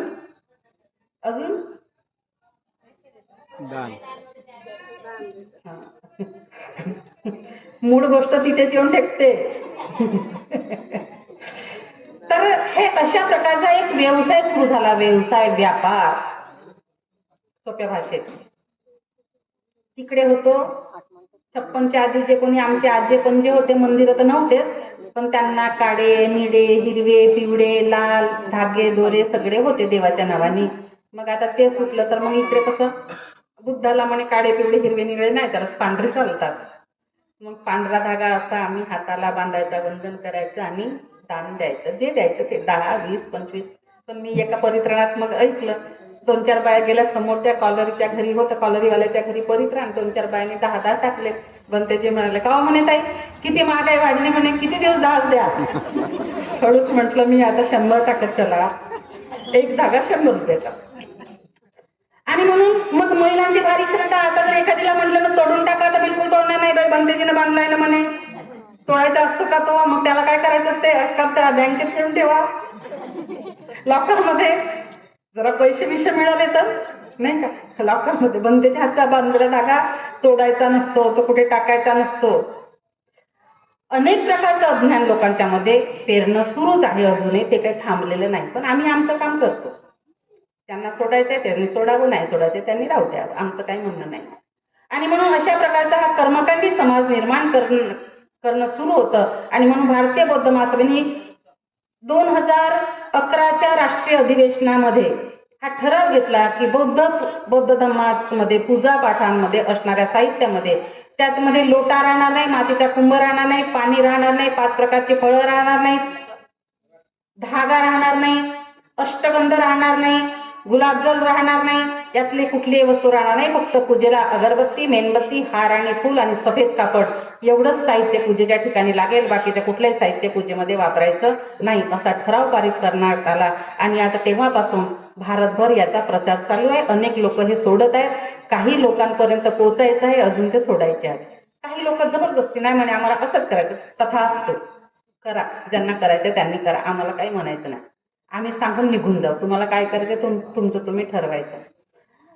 आणि म्हणून धाग्या दोऱ्याने काही होत नाही. शील आचरणासाठी त्याला म्हणे रक्षण सूत्र बनवलं. अजून मग हा पिल्लू काढला होता, तो रक्षण सूत्र आहे म्हणे. मग रक्षण सूत्र आहे तर मी म्हटलं एखाद्या पिणाऱ्या माणसाला हायवेवर गाडी देऊन पाजून द्या, मस्त बेभान झालेले पिऊन हायवेवर गाडी घेऊन चाल म्हणा, ऍक्सिडेंट नाही झाला पाहिजे. रक्षण सूत्राने त्या रक्षण झालं पाहिजे. होते का? होईल का? आणि मग काही ना काही अशा प्रकारचे लोकांच्या मनामध्ये भरवून लोकांना कुठेतरी अज्ञानाकडे नेण्याचा मार्ग सुरू झालेला होता. आणि तो टाळण्यासाठी भारतीय बौद्ध महासभेने हा निर्णय घेतला आणि त्या पद्धतीने सगळीकडे प्रचार सुरू आहे. आणि म्हणून धागा बांधण्याची गरज नाही. पिंपळाचे पानं राहत होते, पिंपळाची पानं झाडाची प्रत्येक ठिकाणी पिंपळाचं झाड असतेच असं नाही, अनेक ठिकाणी झाड नसते. जिथे आहेत तिथे पानं सगळ्यांनी समजा रोज पानं तोडतच राहिले. डहाळ्याच्या डाळ्यावर 5च पानं तोडतात का लोक?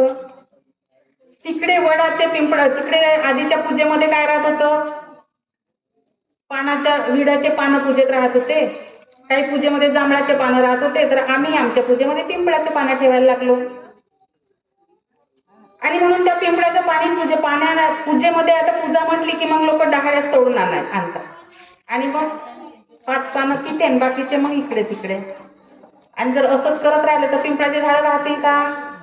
पिंपळाचं झाड काय करते? ऑक्सिजन देते आपल्याला, 24 तास ऑक्सिजन देणारं झाड आहे. आणि एवढं मोठं झाड आहे म्हणजे किती ऑक्सिजन मिळते आपल्याला त्याचं. मग असेल तर त्याला नाश नका ना करू, पानं तोडू पानं तोडू.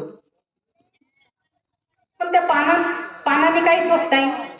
पण ह्या सगळ्या गोष्टी लावल्या, तिकडचं काही सोडलं तर इकडे काहीतरी नवीन पकडायचं, अशा पद्धतीने पूजापाठ सुरू झाले. आणि हा पूजापाठ विदेशातील जे बनते आले, तिकडे जो काही परंपरावादी बुद्ध धर्म ते लोक चालतात त्या पद्धतीने भारतामध्ये त्यांनी तो धर्म पेरला. पण बाबासाहेबांचा 22 प्रतिज्ञेवरचा धम्म आहे आणि म्हणून 22 प्रतिज्ञा लक्षात घेतल्या तर ह्या कुठल्याही गोष्टीची आपल्याला आवश्यकता नाही. आपल्याला शुद्ध स्वरूपाचं शीलाचं आचरण करायचं आहे आणि आपल्या आदर्शाचे जे तत्व आहेत ते आपल्याला वागायचं आहे, जगायचं आहे खऱ्या अर्थाने. तर आपली पूजा योग्य पद्धतीने चाललेली आहे. आणि म्हणून पूजेतले हे सगळे सामान काढून टाकले. अष्टगंध, तिकडे हळद कुंकू या बोटाने पहिल्या दिवशी होते डब्या दिसल्या मला, प्लेटमध्ये पण आलं होतं अष्टगंध, पण नाही म्हटल्यानंतर राहिलं. तर अष्टगंध तिकडे हळद कुंकू आणि मग इकडे अष्टगंध. तर मी असे प्रश्न विचारत गेली, कारण की आपल्याला समजलं पाहिजे ना. तर अष्टगंध का लावायचा, तर ते भंतीची म्हणाले नाही म्हणे आपल्याला अष्टगंध चालते. म्हटलं कसं काय, नाही का प्रश्न असला कसं काय, तर नाही बुद्धाला चालते ना म्हणे अष्टगंध. ते म्हणे ते अष्टशील असते ना आपलं, अष्टांग मार्ग, तर ते अष्टशील आहे, शील आहे. ते आपल्या आचरणाचं तत्व आहे. अष्टांगिक मार्ग आपल्या आचरणाचं तत्व. त्या गंधाशी काय त्याचं संबंध काय आहे? पण पूजा केली की टिकली लावली पाहिजे ना. आणि म्हणून मग ते अष्टगंध आमच्या माथी मारलं. तर अष्टगंध बुद्धाला कसं काय चालते? मी आता सांगितलं नच्चकित वादीचे विसुकतात ना माला गंध नाही म्हटले, लावलंच नाही त्यांनी कधी.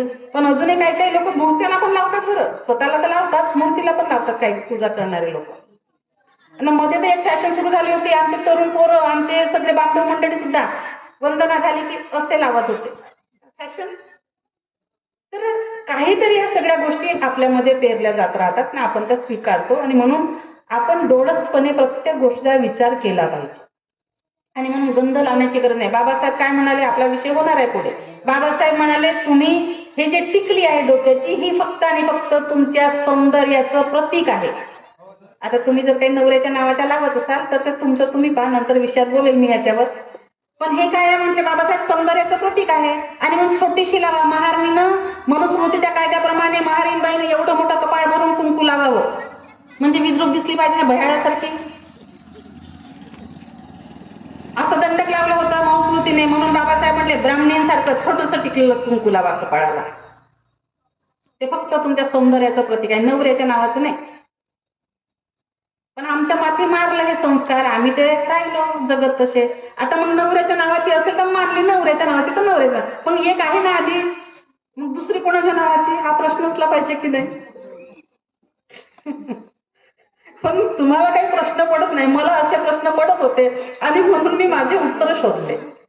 तर प्रश्न पडले पाहिजे म्हणून आधीच म्हटलं ह्या म्हाताऱ्यांना सोडून देऊ आपण, पण ज्या तरुणा त्यांनी लक्ष द्या ह्या सगळ्या गोष्टीकडे. आणि म्हणून एक टिकली आहे, झोपू नका बसा. ऐका, तर एक टिकली आधीच लागली, दुसऱ्या टिकलीची आपल्याला गरज नाही. आपण तिथे वंदना म्हणतो म्हणजे प्रतिज्ञाबद्ध होतो. वंदना म्हणतो म्हणजे काय करतो? प्रतिज्ञाबद्ध होतो. गाथा सुत्त म्हणतो, काय म्हणतो? त्या प्रत्येक गाथा सुत्तामध्ये भगवान बुद्धांनी केलेला उपदेश आहे. गाथा आणि सुत्त म्हणजे काय आहे? काय मंत्र आहेत का? त्या मंत्राने आपल्याला काहीतरी होणार आहे असं आहे का? नाही. ते सुत्त आणि गाथा म्हणजे बुद्धांनी आपण कसं वागायचं आहे याचा केलेला उपदेश आहे. जसं मी आताची गाथा म्हटली, राज तोवा चोर तोवा मनुष्य, काय आहे हे तोवा तोवा? तर तोवा म्हणजे काय आहे की ह्या सगळ्या भयातून, भीतीतून, राजाची भीती आहे माणसाला, चोराची आहे, डुकराची आहे, कुत्राची आहे, मांजराची आहे, सापाची आहे, पाण्याची आहे, अग्नीची आहे. त्या सगळ्यांची माणसाला जी भीती आहे त्या भीतीतून माणूस मुक्त होतो धम्म श्रवण केल्याने, धम्माचं आचरण केल्याने. म्हणून म्हटलंय तोवा.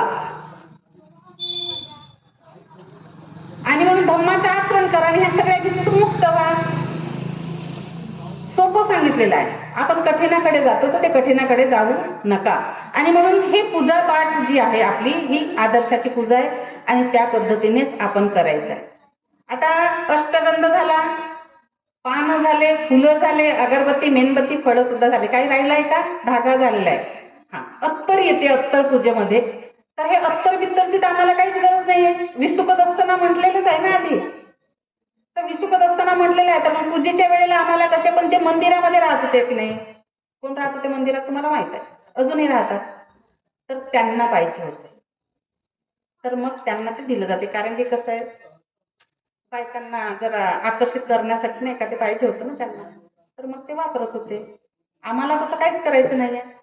त्याच्यामुळे आमच्याकडे ह्या सगळ्या गोष्टीची काही गरज नाही. तो गुलाबजल काय असं करून मग पाणी शिंपडून काय करायचंय तुमच्या अंगावरती? गाथा म्हणून काय होणार आहे का? नाही. ती गाथा म्हटली, या गाथेमध्ये असं असं सांगितलंय बुद्धाने की धम्मश्रवण करण्याची योग्य वेळ आहे. आणि म्हणून हे भिक्खू हो, ह्या योग्य वेळी लोकांना धम्म सांगा, पटवून द्या, ज्यामुळे धम्मश्रवण करून जर ते धम्म आचरणात आणतील त्या सर्व प्रकारच्या भीतीतून ते मुक्त होतील, असा उपदेश आहे त्याच्यामध्ये. आणि म्हणून आपल्याला धम्माचं आचरण करायचं किती सोपं आहे. आणि म्हणून ही जी पूजा आहे आपली आदर्शाची पूजा आहे. आणि म्हणून बाकीच्या कुठल्या भानगडीत पडायचं नाही. आपली पूजा अगदी साधी, सोपी आणि विज्ञानाला सडेतोड, विज्ञानाच्या प्रश्नाला उत्तर देणारी पूजा असली पाहिजे. आणि म्हणून ती आदर्शाची पूजा ना, प्रत्येक वस्तूचा काय आदर्श आहे ते तुम्हाला सांगितलंय. आणि म्हणून ही जे हा जो विषय आहे बौद्ध धर्मातील मूर्तीपूजेचं स्थान काही राहिलं नाही ना? अजून काही तुमच्याकडे वापरलं जाते का? नाही. तर हा मूर्तीपूजेचं स्थान आणि साहित्याचं महत्व हा विषय आपण इथेच थांबूया. आणि पुढचा विषय आपला आहे बौद्ध धर्मातील आदर्श स्त्री रत्ने.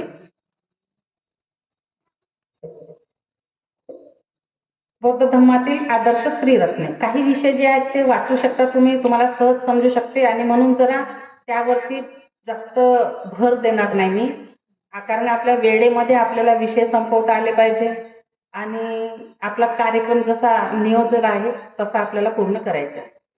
तर स्त्रीरत्न, अनेक स्त्रीरत्न आहेत, 1, 2, 4 नाही, हजारो महिला होऊन गेल्या बौद्ध धर्मामध्ये की ज्यांना रत्न ही पदवी बहाल करण्यात आलेली आहे. आम्ही अजून उपासिका झालो नाही. उपासिका झालो का आपण?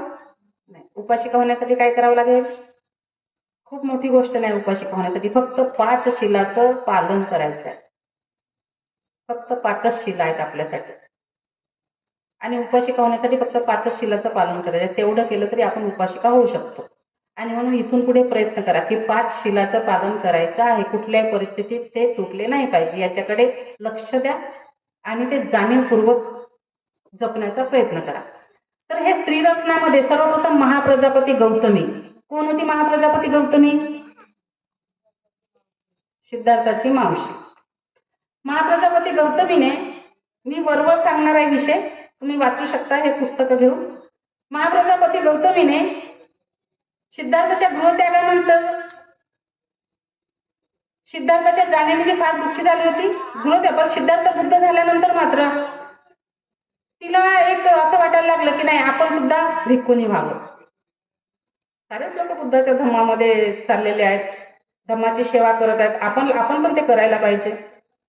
आणि म्हणून तिने भगवंताला मागणी केली भिक्खुनी संघ स्थापन करण्याची, पण भगवंत नाही म्हणाले. पण तिला जिद्द होती, जिद्द पाहिजे कुठल्याही गोष्टीची. जिद्द नसेल तर काहीच करता येत नाही, जिद्द असेल तर सगळंच करता येतं. आणि तिची जिद्द तिने पकडून ठेवली. 1दा 2दा 3दा बुद्ध नाहीच म्हणतात. तिने 500 महिलांना तयार केलं होतं भिक्खुनी होण्यासाठी. किती? 500 शाक्यांच्या सुना, मुली, महिला. आम्ही तर 2 बायका आपल्यासोबत आणू शकत नाही शिबिराला चला म्हटलं तर. 500 महिला तयार केल्या होत्या महाप्रजापतीने.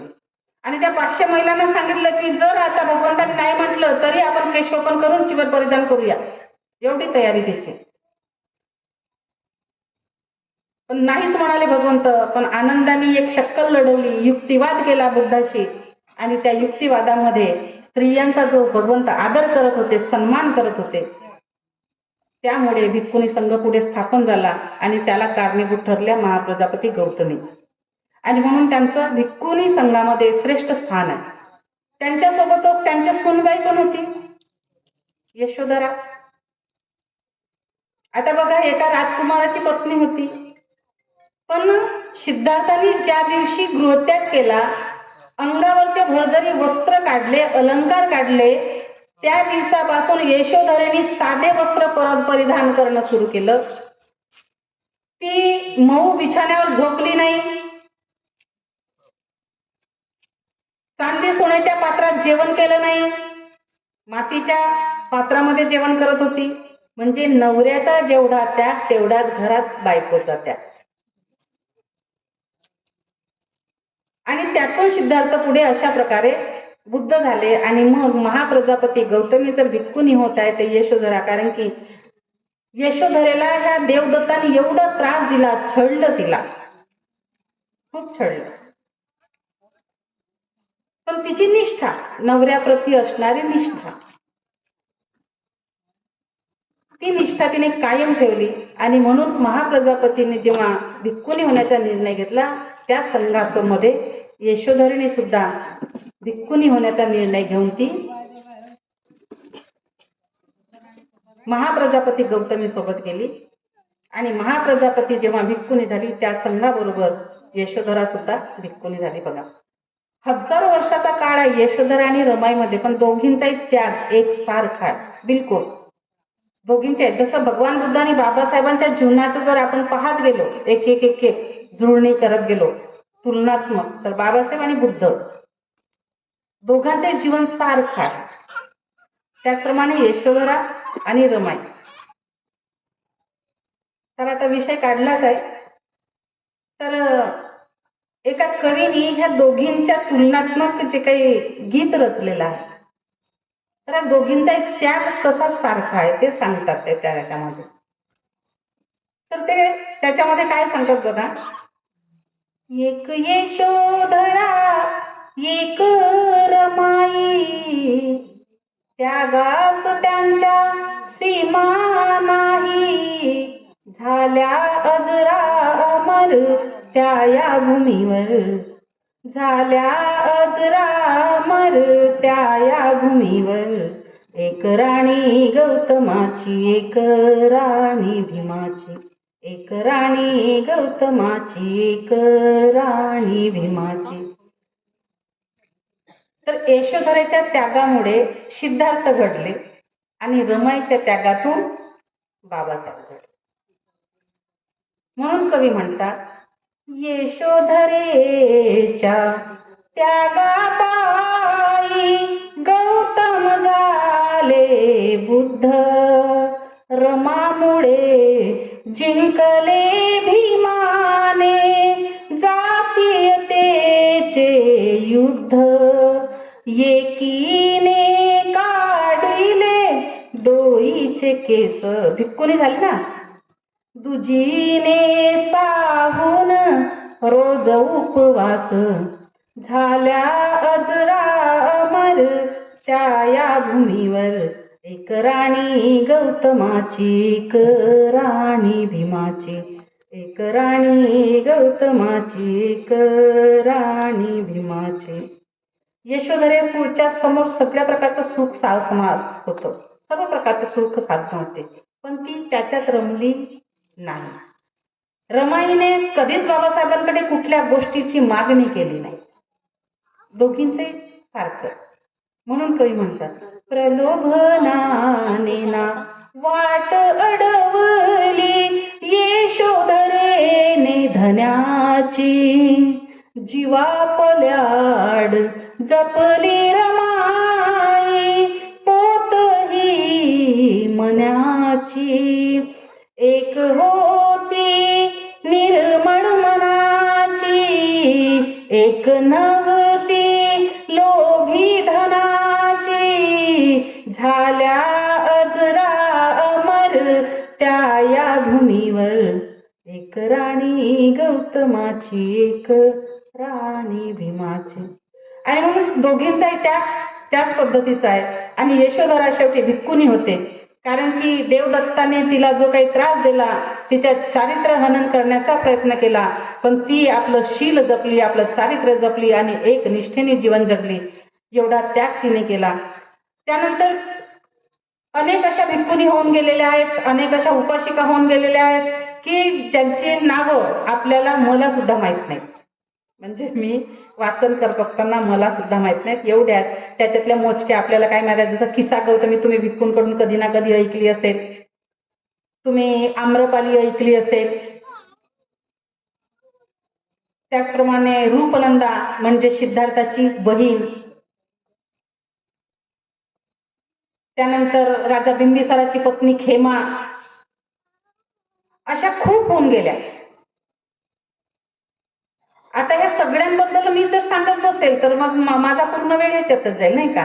आणि म्हणून या स्त्रियांबद्दलचे पुस्तकं मार्केटमध्ये सोप्या भाषेतले उपलब्ध आहेत. पुस्तकं ते विकत घ्यायचे, वाचन करायचे. आपल्याला एक एक करून पुढे जायचं आहे, तर हे वाचन करता आलं पाहिजे. एक पुस्तक वाचलं की लगेच दुसरं, फक्त वर्षानुसार वाचायचं आणि बाकीच्या वेळी वाचायचं नाही का, असा काही नियम आहे का? नाही ना. पुस्तकं 12ही महिने वाचायसाठी असतात आणि 12ही महिने वाचा पुस्तकं. एक झालं की लगेच दुसरं, दुसरं झालं की तिसरं, तिसरं झालं की चौथं, वाचत चला. तर जसं बौद्ध धर्मातील आदर्श स्त्रिया, बौद्ध धर्मातील आदर्श स्त्रीरत्ने, बौद्ध धर्मातील धम्मनायिका, बौद्ध धर्मातील आदर्श उपासिका, महानायिका, अशा अनेक आशयाचे पुस्तकं, बौद्ध धम्म थेरी गाथा, असे अनेक पुस्तकं उपलब्ध आहेत मार्केटमध्ये. कुठल्याही स्टॉलवर मिळतील तुम्हाला. ते घ्या आणि वाचा. फक्त त्यातलं मी एक सांगते, कारण की काही आमच्या पोरी बसलेल्या आहेत ना, तरुण मुली, तरुण सुना मुली बसलेल्या आहेत. तर ती आहे विशाखा. विशाखा, दानातली विशाखा तुम्हाला माहित आहे नाही का? दानी विशाखा भ्रमते मोठ्या आवर्जून सांगतात. पण थोडस आपण पुढे जाऊया. तर विशाखा ही जी होती 7 वर्षाची असताना उपासिका होती. किती? आपण किती वर्षाचे आहोत आता? नाही का? ती 7 वर्षाची असताना उपासिका झाली होती. कारण की ती सातत्याने बुद्धांचे प्रवचन ऐकायची आणि त्या पद्धतीने वागायची. फार गुणी पोरगी होती, देखणी होती आणि श्रीमंताची होती, श्रेष्ठीची पोरगी होती. तर तिच्यातले जे गुण होते ते फार वेगळे होते. मिगार श्रेष्ठीला आपल्या मुलासाठी मुलगी पाहत होता आणि मग आता प्रधानाला सांगितलं की जा प्रधाना, तू आजूबाजूच्या सगळ्या नगरामध्ये जा आणि माझ्या मुलाचं लग्न करायचं आहे, तर मुली शोधायला लाग. आणि एकदा तो प्रधान आपल्या काही लोकांसोबत जातो आणि ही विशाखा आपल्या मैत्रिणींसोबत तड्यावरती चाललेली होती. पण काय झालं, जसे तड्यावरती पोचल्या सगळ्या, पाऊस सुरू झाला आणि हे लोक त्या नगरद्वारापर्यंत पोहोचले आहेत, ते त्या पोरींना बघत आहेत. तर आता पोरींची ग्रुप होता, त्याच्यामुळे यांना पोरी शोधायच्या होत्या ना, पोरींना बघणं फार गरजेचं होतं. तर विशाखेच्या सगळ्या सोबतीने मैत्रिणी, जसा पाऊस सुरू झाला तशा इकडे तिकडे पळापळ त्यांनी सुरू केलेली. त्या पडून गेल्या सगळ्या जिकडे तिकडे. पण विशाखा मात्र आपली हळूहळू आरामात चाललेली आहे. जशी त्या प्रधानाच्या जवळपास पोहोचली तर तो प्रधान तिला म्हणतो, मुलगी तर दिसायला फार सुंदर आहे, पण हिचं बोलणं कसं आहे तर बघितलं पाहिजे की नाही. पोरींना नाव विचारण्याची प्रथा आहे ना. कशासाठी विचारतात नाव? आवाज कसा आहे, तोतडी तर बोलत नाही ना. पोरांना नावं विचारत चला बरं तुम्ही पण. मुका आहे की काय तर कळलं पाहिजे की नाही. कारण समता सांगितली बाबासाहेबांनी, कळलं पाहिजे आपल्याला मुका आहे की काय नाही, कसं बोलते कसं नाही, नाही का. आणि म्हणून त्यांनी ठरलं, त्या पोरीला बघितलं, तो काळ फार वेगळा होता, आता हा काळ काही राहिलेला नाही. आणि म्हणून त्यांनी विचारलं, काय विचारायचं मग पोरीला. तर ते प्रधान म्हणाले, मुली म्हणे तू कुठल्या नगरीची? ती म्हणते मी ह्याच नगरीची आहे. तुझं नाव काय? माझं नाव विशाखा आहे. मला वाटतं तू म्हातारी आहेस वाटते. ती म्हणते नाही, अहो मी कुठे म्हातारी आहे.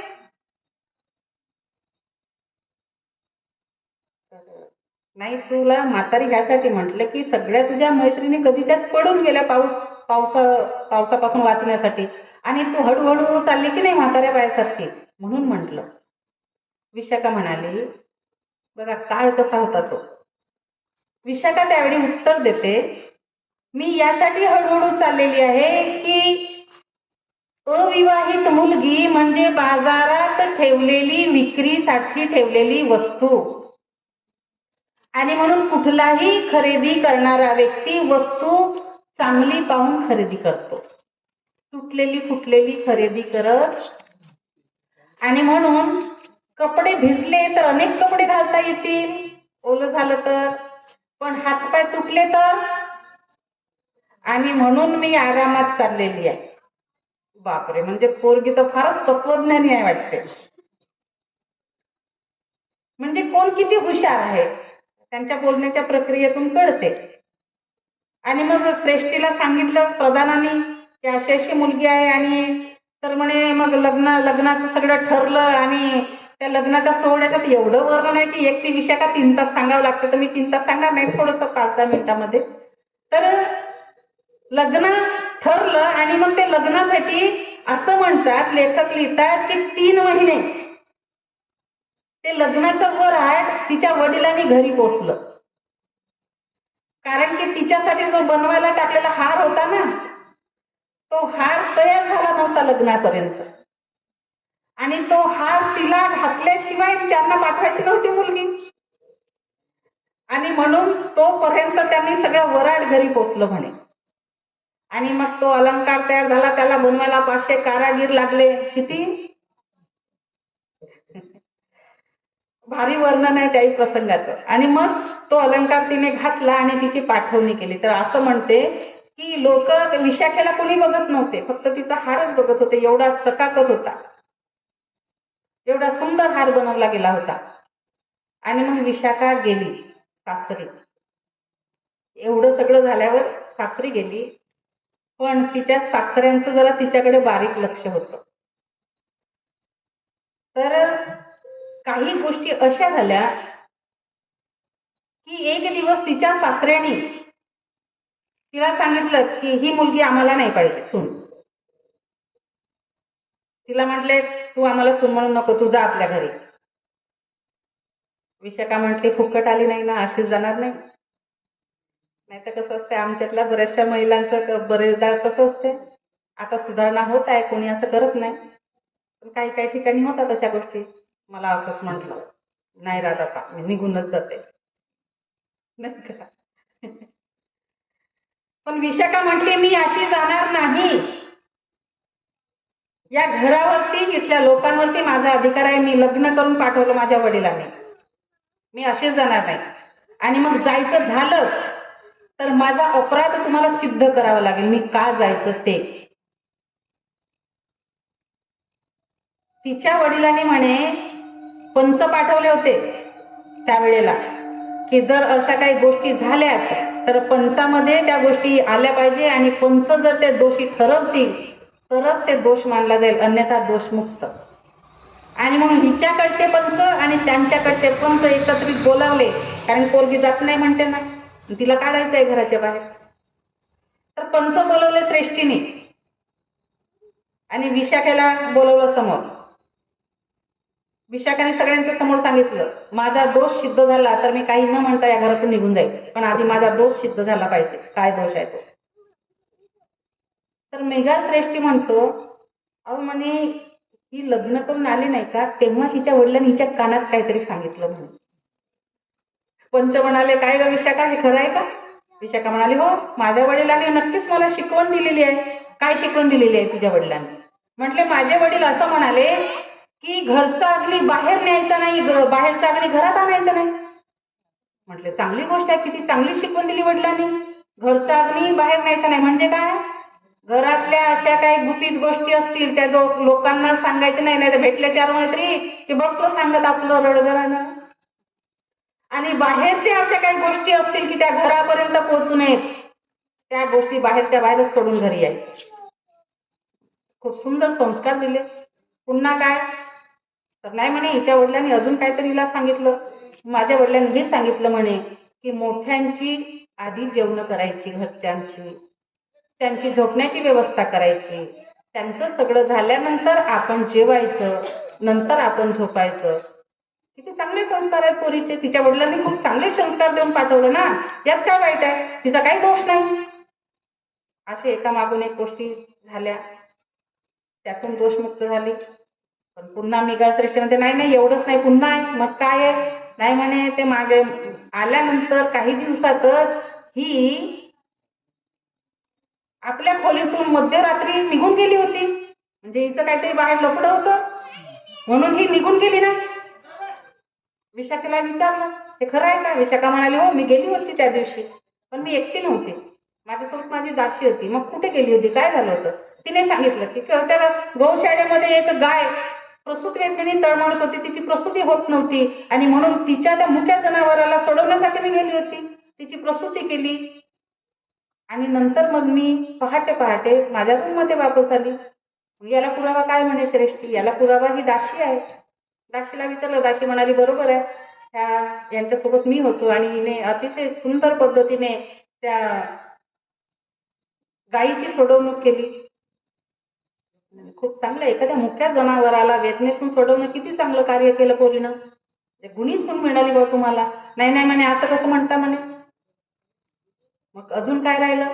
नाही म्हणे माझे गुरु मी बोलवले होते घरी. मी कर श्रेष्ठी हा जैन धर्मीय होता, तर यांनी याचे गुरु घरी बोलवले कारण की नवीन वधूवरांना गुरुनी आशीर्वाद द्यावा की नाही, त्यासाठी बोलवलं.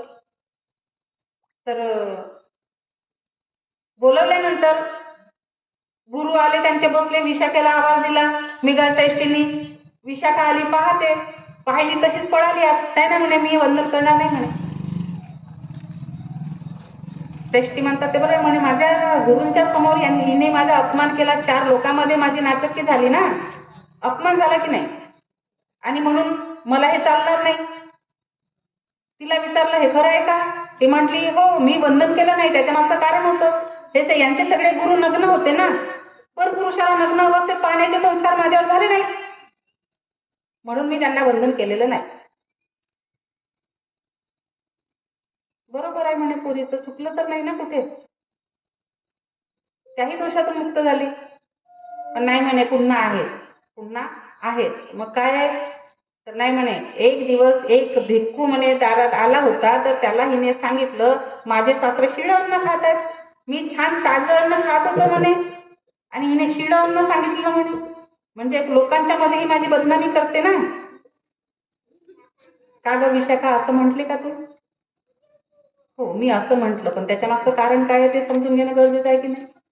तर काय असं म्हणाली, एक भिक्खू दारात उभा आहे, पण सासऱ्यांचं काम होतं ना की बाई ग, भिक्खू दारात आहे, दे त्यांना काय द्यायचं ते थोडंसं, म्हणजे मी त्यांना देऊन मोकळं केलं असतं. पण हे तिथे जेवण करत आहेत चांगलं चुंगलं, आणि ते भिक्खू दारात उभा आहे, किती वेळ उभं राहणार ते भिक्खू? आणि म्हणून मग मी सांगितलं की माझे सासरं शिळं अन्न खात आहेत. ते निघून गेले, भिक्खूंना काय समजायचं ते समजून. मग मी तर ताजं अन्न खात होतो ना. अहो, तुम्ही ताजं अन्न कुठचं खाणार? तुमच्या वडिलोपार्जित केलेली कमाई खातात ना, तुम्ही कुठं कमवता? सासऱ्याला उत्तर दिलं तिनं. वडिलोपार्जित खाणं म्हणजे काय? शिळं खाणं. स्वतःच्या कष्टाचं खाणं म्हणजे ताजं खाणं. हे सगळं विशाखेकडून ऐकलं आणि मिघार श्रेष्ठी उभा झाला, वंदन केलं तिला, दोन्ही हात जोडले, म्हटलं, विशाखे, पंचांनी सांगितलं, पोरगी दोषातून मुक्त आहे, तिने सगळे तिच्यामध्ये सर्व गुणांनी परिपूर्ण असणारी मुलगी सून तुम्हाला लाभलेली आहे, आणि म्हणून तिच्यात कुठल्याही प्रकारचा दोष नाही. आणि मिघार श्रेष्ठीने दोन्ही हात जोडून तिच्या पुढे उभा राहिला आणि म्हटला की विशाखा, इथून पुढे तू माझी आई आहे. आईचा दर्जा सासऱ्याने सुनेला दिला, आणि म्हणून मिघार श्रेष्ठीची सून, तिला मिघार माता हे नाव धम्मामध्ये प्राप्त झालेलं आहे. विशाखेला नाव आहे मिघार माता, सासऱ्याची आई झाली. बघा, एका जैन धर्मीय माणसाला तिने बौद्ध बनवलं. आता राहायचं आहे विशाखेला, ती निघाली, म्हटली मी दोषमुक्त झाली, मी आता जाते. मिघार श्रेष्ठी म्हणाला, पाया पडतो, पण जाऊ नकोस माझ्या घरातून. मग मी राहील, पण माझ्या अटीवर. मग अटी ठेवल्या तिने, आणि त्या अटीमध्ये सांगितलं, जर इथून पुढे कधीही जर नगरात भिक्खू आले तर मी त्यांना भोजनदान देणार, त्यांना वस्त्र देणार, त्यांना औषधं देणार, त्यांना राहण्याचं ठिकाण उपलब्ध करून देणार. ह्या सगळ्या अटी जर मान्य असतील तरच मी इथे राहणार, अन्यथा राहणार नाही. मिघार श्रेष्ठी म्हणाला, तू मागशील, तू बोलशील त्या अटी मला मान्य आहेत, तू माझं घर सोडून जायचं नाही. बघा, एका जैन धर्मीय माणसाला विशाखेने आपल्या आचरणाने, आपल्या गुणांनी बौद्ध बनवलं. आम्ही स्वतः बौद्ध आहोत.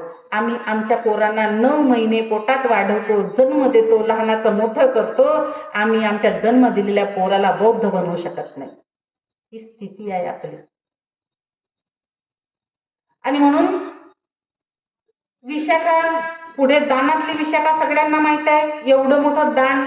आता या दानातले काही जे काही भाग आहेत, विशाखा फार दानी होती, सगळं प्रकारचं देत होती भिक्खूंना, कारण तिने ते वर मागून घेतले होते सासऱ्याकडून, आणि तिच्या सासऱ्यांकडे सगळं काही होतं, भरभरून होतं, वडिलाकडे भरभरून होतं, ती देऊ शकत होती, ती देत होती. पण तिने जो हार दिला, त्या हारामागचं जे कारण आहे त्याबद्दल आपण थोडंसं जाणून घेणं फार गरजेचं आहे. कारण की वैज्ञानिक दृष्टिकोन सांगतो की नाही, आपण अष्टशील जेव्हा धारण करतात महिला, तेव्हा बरेचदा महिला अंगावरच्या म्हणे गळ्यात काहीच ठेवायचं नाही, कानात काहीच ठेवायचं नाही, हातातलं काढा, गळ्यातलं काढा, कानातलं काढा, टिकली लावू नका, आणि मग उपोषण धारण करा. ह्या ज्या काही प्रकार आहेत, तर ह्या प्रकारामधून काही गोष्टी आपल्याला अज्ञानाकडे नेणाऱ्या जाणवतात, आणि येणाऱ्या काळामध्ये ह्या गोष्टी चालणार नाही, आणि म्हणून येणाऱ्या काळाला आजच आपण पेलायचं आहे, आणि म्हणून त्या गोष्टी समजून घेतल्या पाहिजे. तर भगवान बुद्धाच्या काळामध्ये भगवंत जेव्हा एका संघारामामध्ये प्रवचन करत होते, असंख्य भिक्खू भिक्खुनी, राजे राणी, उपासक उपासिका सगळे लोक बसलेले होते नगरातले. आणि एवढी शांतता, टाचणी जरी पडली तरी आवाज येईल एवढी शांततेमध्ये भगवंताचं प्रवचन चाललेलं होतं. पण विशाखेला त्या दिवशी तिथे यायला वेळ झाला.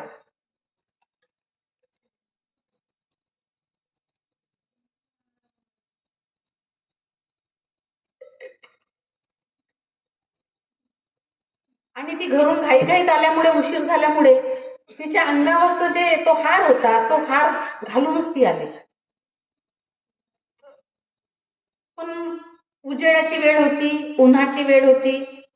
तिने जसा आत प्रवेश केला तसाच उन्हाची किरण तिच्या त्या हारावरती पडून ते हार चकाकला आणि जे असंख्य भिक्खू भिक्खुनी जे शांत चित्ताने प्रवचन ऐकत होते त्यांची शांतता भंग पावली. कारण सगळे मग त्या चककणाऱ्या हाराकडे, त्या प्रकाशाकडे इकडे तिकडे सगळे बघायला लागले आणि ती शांतता भंग पावली. विशाखेच्या हे पटकन लक्षात आलं. उपाशिका होती ना, ती जागृत होती, त्यामुळे तिच्या लक्षात आलं. तिने तो तेवढा हार तसाच काढला, तिच्यासोबत आलेली तिची जी दासी होती त्या दासीच्या हातात दिला आणि तीही प्रवचनात गुंतली, गुंग झाले. पुन्हा जशीची तशी शांतता निर्माण झाली. प्रवचन संपलं आणि मग विशाखाई निघून गेली, दासी निघून गेली, सगळे आपापल्या ठिकाणी निघून गेले. विशाखा घरी आल्यानंतर तिच्या लक्षात आलं की हा हार आपण दासीला दिला होता, तो तिने आणला की नाही. विचारणा केली.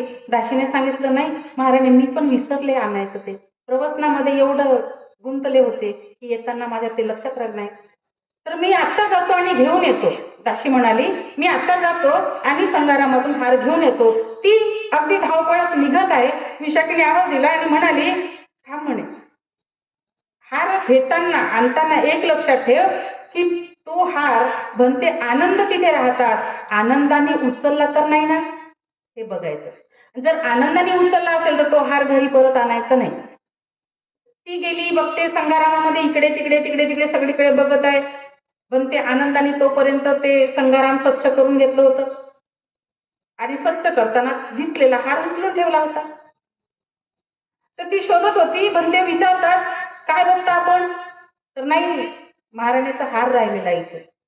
आनंदाने म्हटला, हा हार इथे ठेवला होता, मी उचलून ठेवला, घेऊन जा. पण विशाखेने सांगितलं ना आणायचं नाही तो. आणि म्हणून मग भंतेजी विशाखाई आली. भंतेजी नको, भंतेजी म्हणतात मला काय काम त्या हाराचं, मी संन्याशी आहे ना, काय करणार त्या हाराचं मी, आणि म्हणून ह्या मी ठेवू शकत नाही. पण विशाखेला तो न्यायचा नाही आहे. आणि म्हणून मग विशाखेने भंते ठेवायला तयार नाही आणि मला न्यायचं नाही, आणि म्हणून मग तो आहार एका सोनाराच्या मार्फत तो विकला.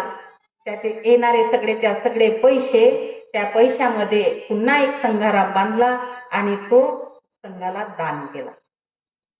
म्हणून म्हणतात विशाखेचं हे जे दान आहे महान दान आहे. की नवलका हार त्या काळातला कसा असेल, किती किंमत असेल त्याची, तो तिने दान केला. कारण की भंतेजीने त्याला स्पर्श केला होता. तसे भंते होते त्या काळामध्ये आणि तसे लोक पण होते. काळ बदलला, काळानुसार सगळं बदललं आणि म्हणून कदाचित भगवान बुद्धांनी हा जो नियम आहे की भरजरी अलंकार,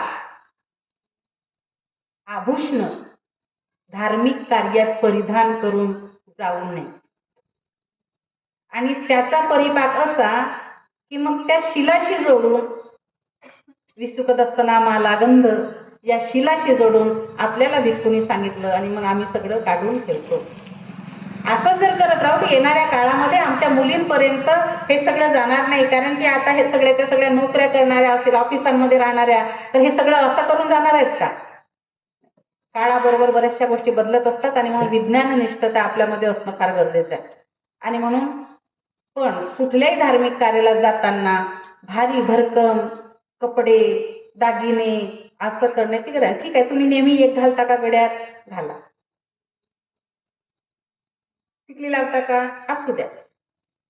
पण जेव्हा लोक कधी बघतील आपल्याकडे, लग्नात जातं की नाही, इकडे इकडे एक इकडे असे दागिने, हे हातभर हे हातभर, अशा भारी भारी साड्या, आणि मग इकडून रंगवलं इकडून रंगवलं इकडून रंगवलं, इकडे काय काय केलं, तर मग लोक बरोबर पाहतात नाही का. आणि म्हणून धार्मिक कार्यात जाताना नीटनेटकी आपली एक साडी आणि साधं आपण जायचं आहे, की जेणेकरून, म्हणून युनिफॉर्म आहे की आपलं लक्ष इतरांचं विचलित होऊ नये, जे केंद्रित लक्ष आहे तसंच राहावं, याच्यासाठी युनिफॉर्म आहे आणि त्या युनिफॉर्मचा आपण वापर करायचा.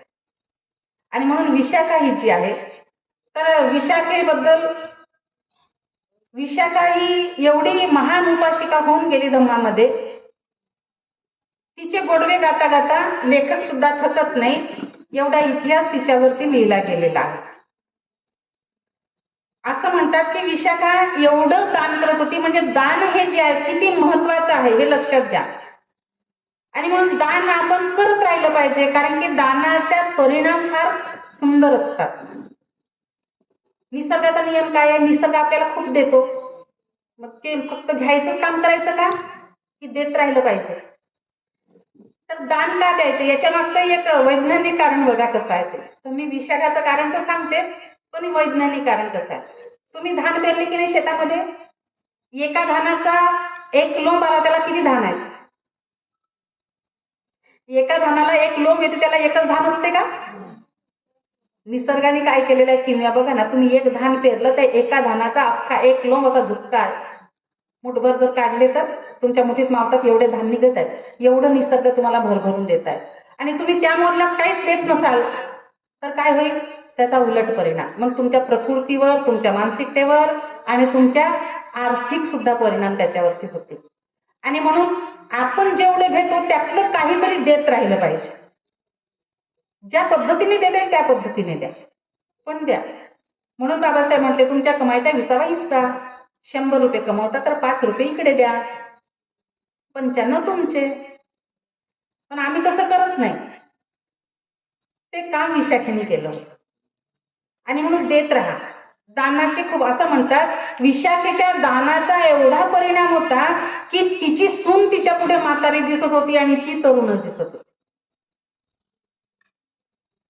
एवढं दान होतं तिचं, कारण निसर्गाने तिला जेवढं दिलं त्याच्या दुप्पट ती देत होती ना, त्याचा परिणाम. पण तरीही एवढं दान देणारी विशाखा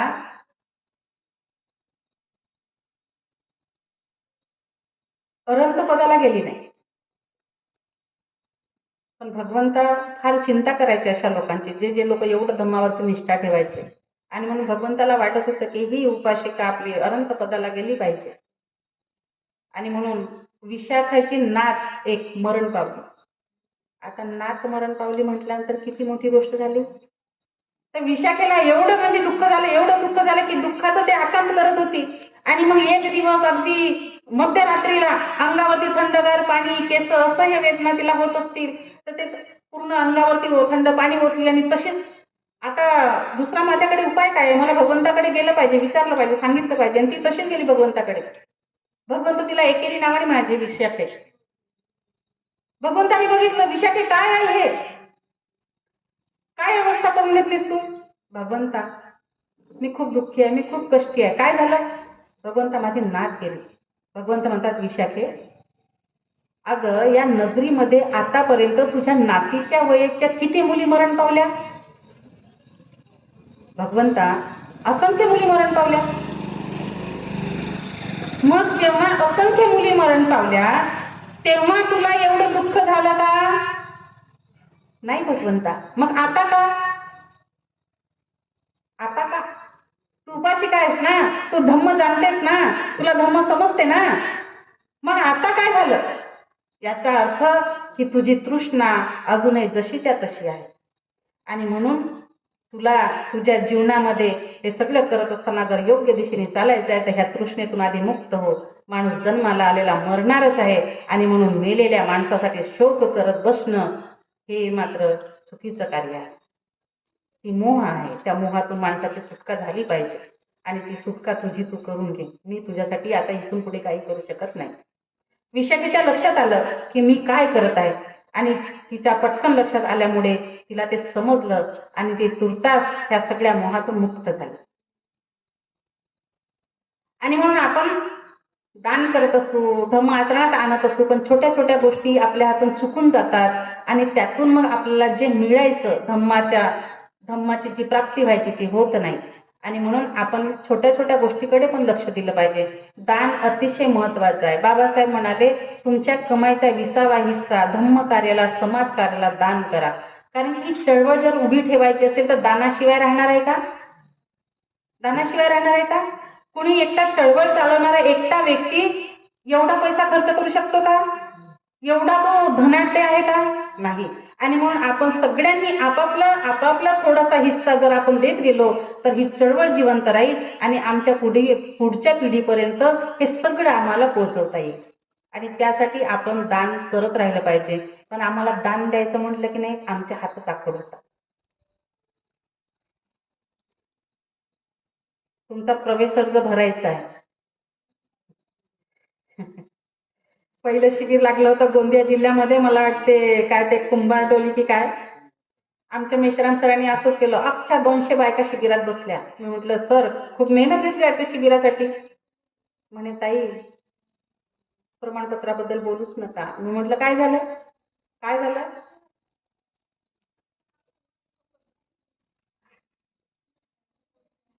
खुर्ची घ्या आणि बसा. खुर्ची घ्या, बसा.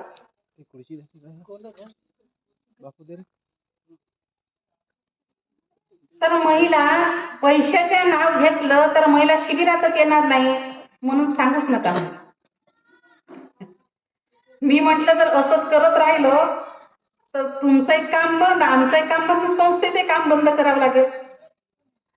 आणि म्हणून फुकट मिळते त्याची किंमत कळत नाही लोकांना. बाबासाहेबांनी सगळं फुकट दिलं ना, म्हणून तर किंमत कळत नाही ना आपल्याला.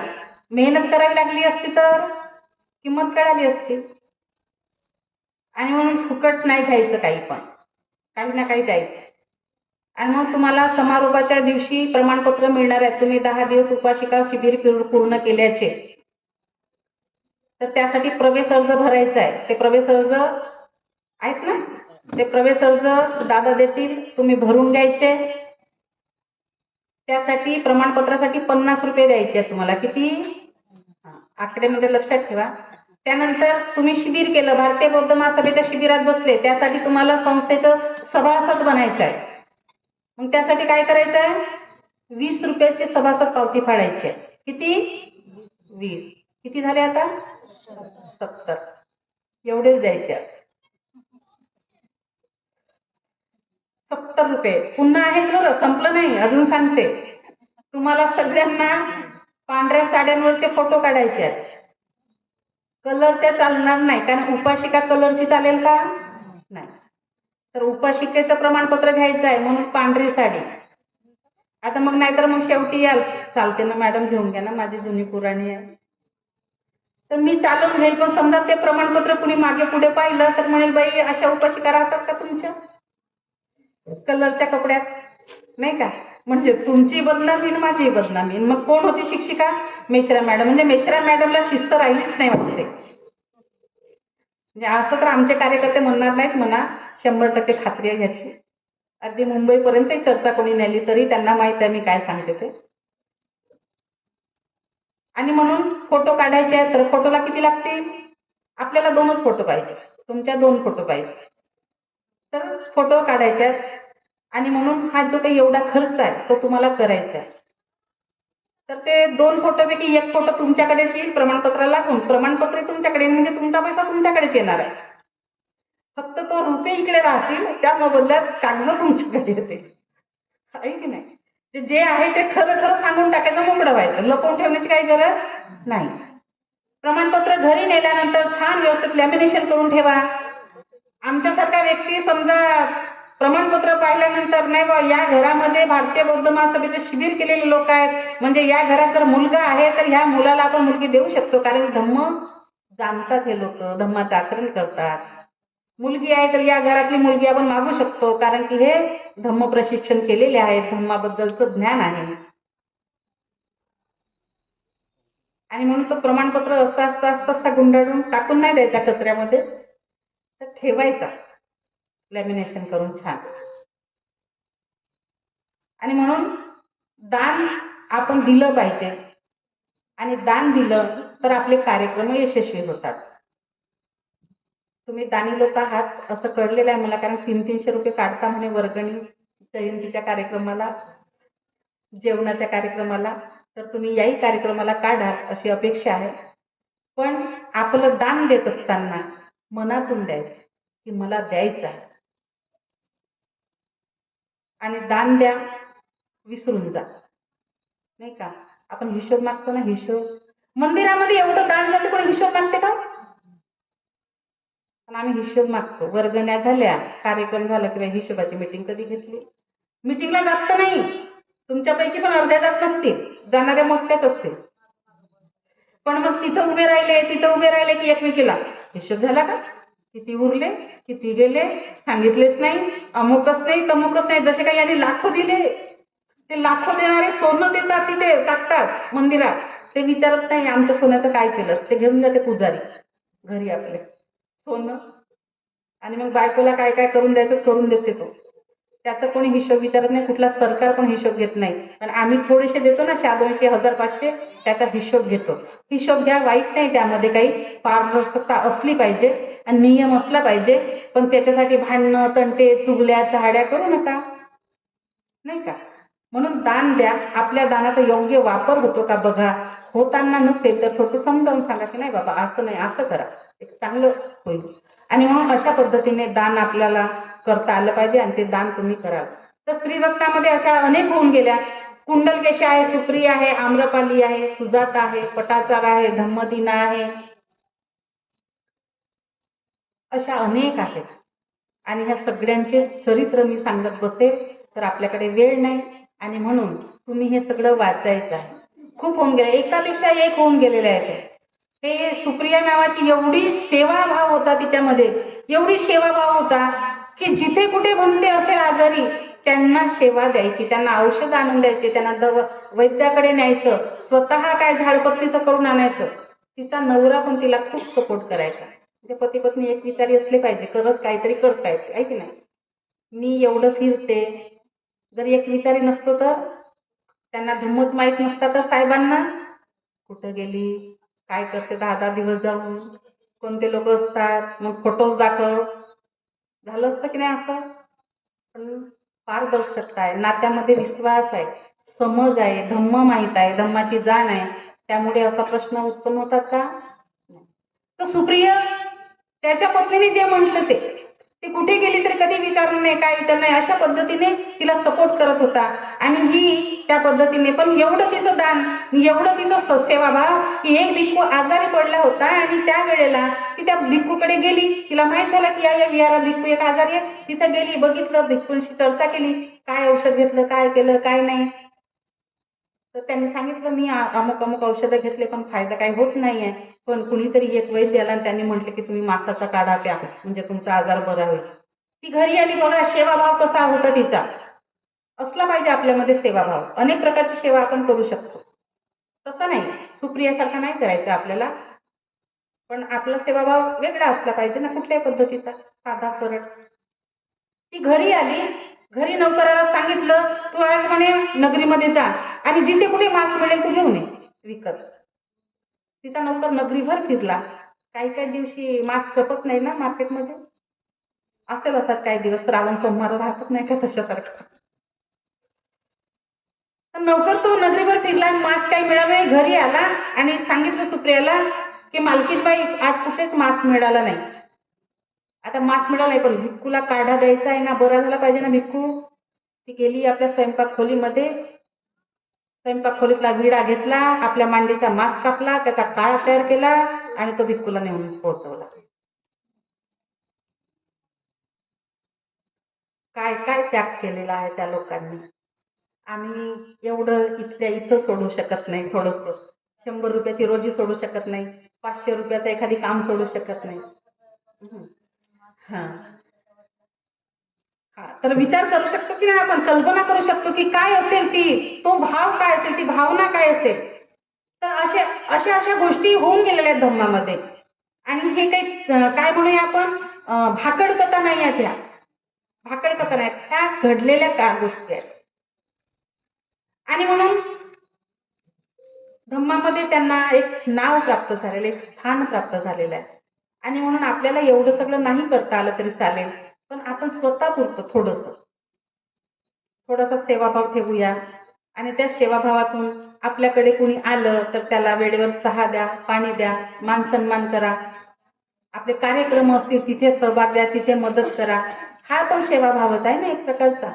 जमेल तसं, प्रत्येकाला ज्याच्या शक्तीने जसं जमेल तसं. आणि म्हणून आपण ह्या ज्या बौद्ध धर्मातील धम्मनायिका होऊन गेलेल्या आहेत, स्त्रीरत्न ज्यांना आपण म्हणतो, तर त्यांचं कार्य खूप मोठं आहे. आपण सुद्धा खूप नाही, पण आपण एक साधारण उपासिका बनलं पाहिजे. एवढं यांच्याकडून शिकता आलं तरी आपण खूप काही चांगलं करू शकतो. आणि म्हणून या विषयाच्या माध्यमातून आपल्यापर्यंत हा विषय पोचवायचा होता, पोचवण्याचा उद्देश होता. तुम्ही हा वाचू शकता, अगदी साध्या सोप्या भाषेमध्ये पुस्तकं उपलब्ध आहेत, तुम्ही घ्या आणि वाचा. ठीक आहे. आणि जर तसं असेल, या चंद्रपूरला स्टॉलवरून पुस्तकं घेऊया आपण, चंद्रपूरच्या दीक्षाभूमीवरून. ठीक आहे. तर त्यानंतर आता किती वाजले? 9 वाजले ना? किती वाजले? 9:15. ठीक आहे ना. आपल्याला 10 वाजताचा वेळ आहे की नाही आपला. तर पुन्हा एक विषय, स्त्रीरत्न हा विषय पुढे लांबत नाही मी. पुढचा विषय आपण घेऊया. अगदी अर्ध्या तासात संपवण्याचा मी प्रयत्न करते. अर्धा तास बसायचा आहे तुम्हाला 10 वाजेपर्यंत. तर आपला पुढचा विषय धम्म, अधम्म आणि सद्धम्म. बुद्ध आणि धम्माचं वाचन झालेलं आहे ना. हा पॅरिग्राफ पाहायचा आहे. शिबिर संपलं की त्याच दिवशी उघडायचं पुस्तक धम्म, अधम्म आणि सद्धम्म. हे जे प्रकरण आहे हे पुन्हा वाचून घ्यायचं. कारण मी तेवढं सविस्तर सांगत नाही, मी बरोबर सांगत आहे. तुम्ही वाचलं पाहिजे याच्यासाठी. सविस्तर सांगायला वेळ भरपूर लागते आणि म्हणून सविस्तर सांगणार नाही. तर धम्म, अधम्म आणि सद्धम्म. तर धम्म म्हणजे काय? बाबासाहेबांनी आपण धर्म धर्म म्हणतो की नाही, ते गोविंदापूरच्या शिबिरात जाणाऱ्या लोकांना ते म्हणतात, ते श्लोक म्हणतात, धर्म धर्म तो सब काही धर्म, धर्म ना जाणे कोय, धर्म सत्य धर्म बिचारा क्या करे, सत्य धर्म है सोय. खरा धर्म जो आहे तो काय आहे? झोपलेला आहे. आणि धर्म धर्म धर्म धर्म सगळेच बोंबलत आहे. धर्म नेमकं काय आहे? तर धर्म तुम्ही जे वागता तो आहे धर्म. याचं अजून एक उदाहरण देते तुम्हाला. काय म्हणलं? चोरी केली की तुमचा धर्म चोराचा, व्यभिचार केला तर तुमचा धर्म व्यभिचाराचा, खोटं बोलत असाल तर तुमचा धर्म व्यभिचाराचा, आणि नशापान करत असेल तर तुमचा धर्म नशापानाचा. आणि म्हणून खरं काय आहे ते बघायचं आहे आणि धर्म समजून घ्यायचं. तर बाबासाहेबांनी त्याचं वर्गीकरण केलं 3 विभागामध्ये. म्हणून म्हटलेलं आहे आधी धम्म, नंतर अधम्म, नंतर सद्धम्म. तर धम्म म्हणजे नीती किंवा सदाचार. बाबासाहेब सोपं सोपं सरळ सांगतात, धम्म म्हणजे नीती किंवा सदाचार. तर नीती कधी येईल तर आपण सदाचारी असू तेव्हा. सदाचारी कधी बनू? शिलाचार करू तेव्हा. आणि म्हणून सदाचारी बनण्यासाठी शिलाचार करावं लागेल आणि नीतिवान बनण्यासाठी सदाचारी बनावं लागेल. ही लिंक आहे. आणि जर सदाचारी बनता आलं तर धम्माचं आचरण आपोआप होईल. आणि म्हणून धम्माचं आचरण योग्य प्रकारे करता आलं पाहिजे. आपण गाथा म्हणतो, धम्मं चरे सुचरितं नतं दुचरितं चरे. धम्माचं आचरण योग्य प्रकारे करा. वाईट प्रकारे धम्माचं आचरण करू नका, त्याचे फार वाईट परिणाम होतात. आणि मग योग्य पद्धतीने धम्माचं आचरण करता आलं पाहिजे. आदर्श जीवन जगण्याची कला म्हणजे धम्म. आपल्याला आदर्श कधी म्हटलं जाईल? आपण ह्या 5 गोष्टीपासून जर बाजूला राहू तर नाही, हा व्यक्ती बघा, या व्यक्तीचा आदर्श घ्या, बघा कुठल्या प्रकारचं नशा करत नाही, कुठल्या बाईशी वाईट वागत नाही, कुणाशी खोटं बोलत नाही, कुणाची चोरी करत नाही, कुणाची निंदा करत नाही, कुणाला मारहाण करत नाही, असं व्यक्ती असलं पाहिजे. म्हणतो की नाही आपण, काय आहे त्याचा आदर्श घ्या असं म्हणतो. म्हणून काय आहे ते आदर्श व्यक्ती आहे. नाही, आदर्श व्यक्ती बनवण्याची कला कोणी सांगितली? बुद्धांनी. आणि म्हणून आदर्श जीवन आपल्याला आपलं जर बनवायचं असेल तर आपल्याला धम्माचं आचरण करावं लागेल. आणि म्हणून म्हटलेलं आहे बाबासाहेबांनी की आदर्श जीवन जगण्याची कला म्हणजे धम्म. ही कला बुद्ध धम्मात आहे. ती कला आपल्याला सांगितली जाते, समजते, आपण तसं वागायचं आणि ती कला अवगत करायची. तृष्णेचा त्याग म्हणजे धम्म. अनेक प्रकारच्या ज्या काही तृष्णा आहेत, हे माझं माझं पण आहे, ते सगळं हळूहळू सोडा. एका दिवशी काही सुटणार नाही. आपण संसारिक लोक आहोत. असं म्हटलं की नाही आता मी सगळं त्यागच करतो, तर जमणार का? नाही. भगवान बुद्धांनी असं काही म्हटलं नाही की सगळ्यांनी संन्याशी व्हा. पण तरी गृहस्थी माणसांनी पण मोहातून मुक्त राहू शकता. कमीत कमी त्या त्या वेळेपुरतं तो मोह बाजूला सारा, नाही का? म्हणजे आपण काही ना काही गोष्टी करू शकतो. आणि म्हणून या मोहाचा त्याग करायचा, तृष्णेचा त्याग करणे म्हणजे धम्म. सर्व संस्कार अशाश्वत आहेत हे मान्य म्हणजे धम्म. जगामध्ये जेवढे काही आहे हे सगळं आहे नाश पावणार आहे. जे जे आहे ते नाश पावणार आहे. माणूस जन्म घेतो, मरतो, झाड झुडपं उठतात, मरतात वय झालं की, आहे की नाही? घरात भांडी कुंडी तयार करतो, घेतो आपण, तेही कालांतराने तुटतात, फुटतात, खराब होतात. म्हणजे जे जे काही निर्माण झालेलं आहे ते नष्ट पावणार आहे, नाश पावणार आहे. आपल्याला ज्या काही व्याधी झाल्या, बसू बसू पाय तुटतात की नाही, मग ते दुखणं तसंच राहते का? उभं झालं की बरं वाटते, थोडीशी हालचाल केली की बरं वाटते, पण त्याला कणत बसलं तर होणार आहे का? दूर सारा ना, त्याला दुखण्याकडे फार लक्ष देऊ नका. जसं एखादी आपल्याला न आवडणारा पाहुणा येतो, कसं वाटतं कधी जाईल म्हणजे. आता माझ्यासारखी असं हे नका करून ते नका करून गेली पाहुणी कोणाच्या घरी तर चालेल का? हे इथं हे नाही ना ते नाही, राहू दे, लवकर गेली तर बरं होते. आणि म्हणून असे पाहुणे आवडत नाही, मग विचारते का गेला पाहिजे हा लवकर.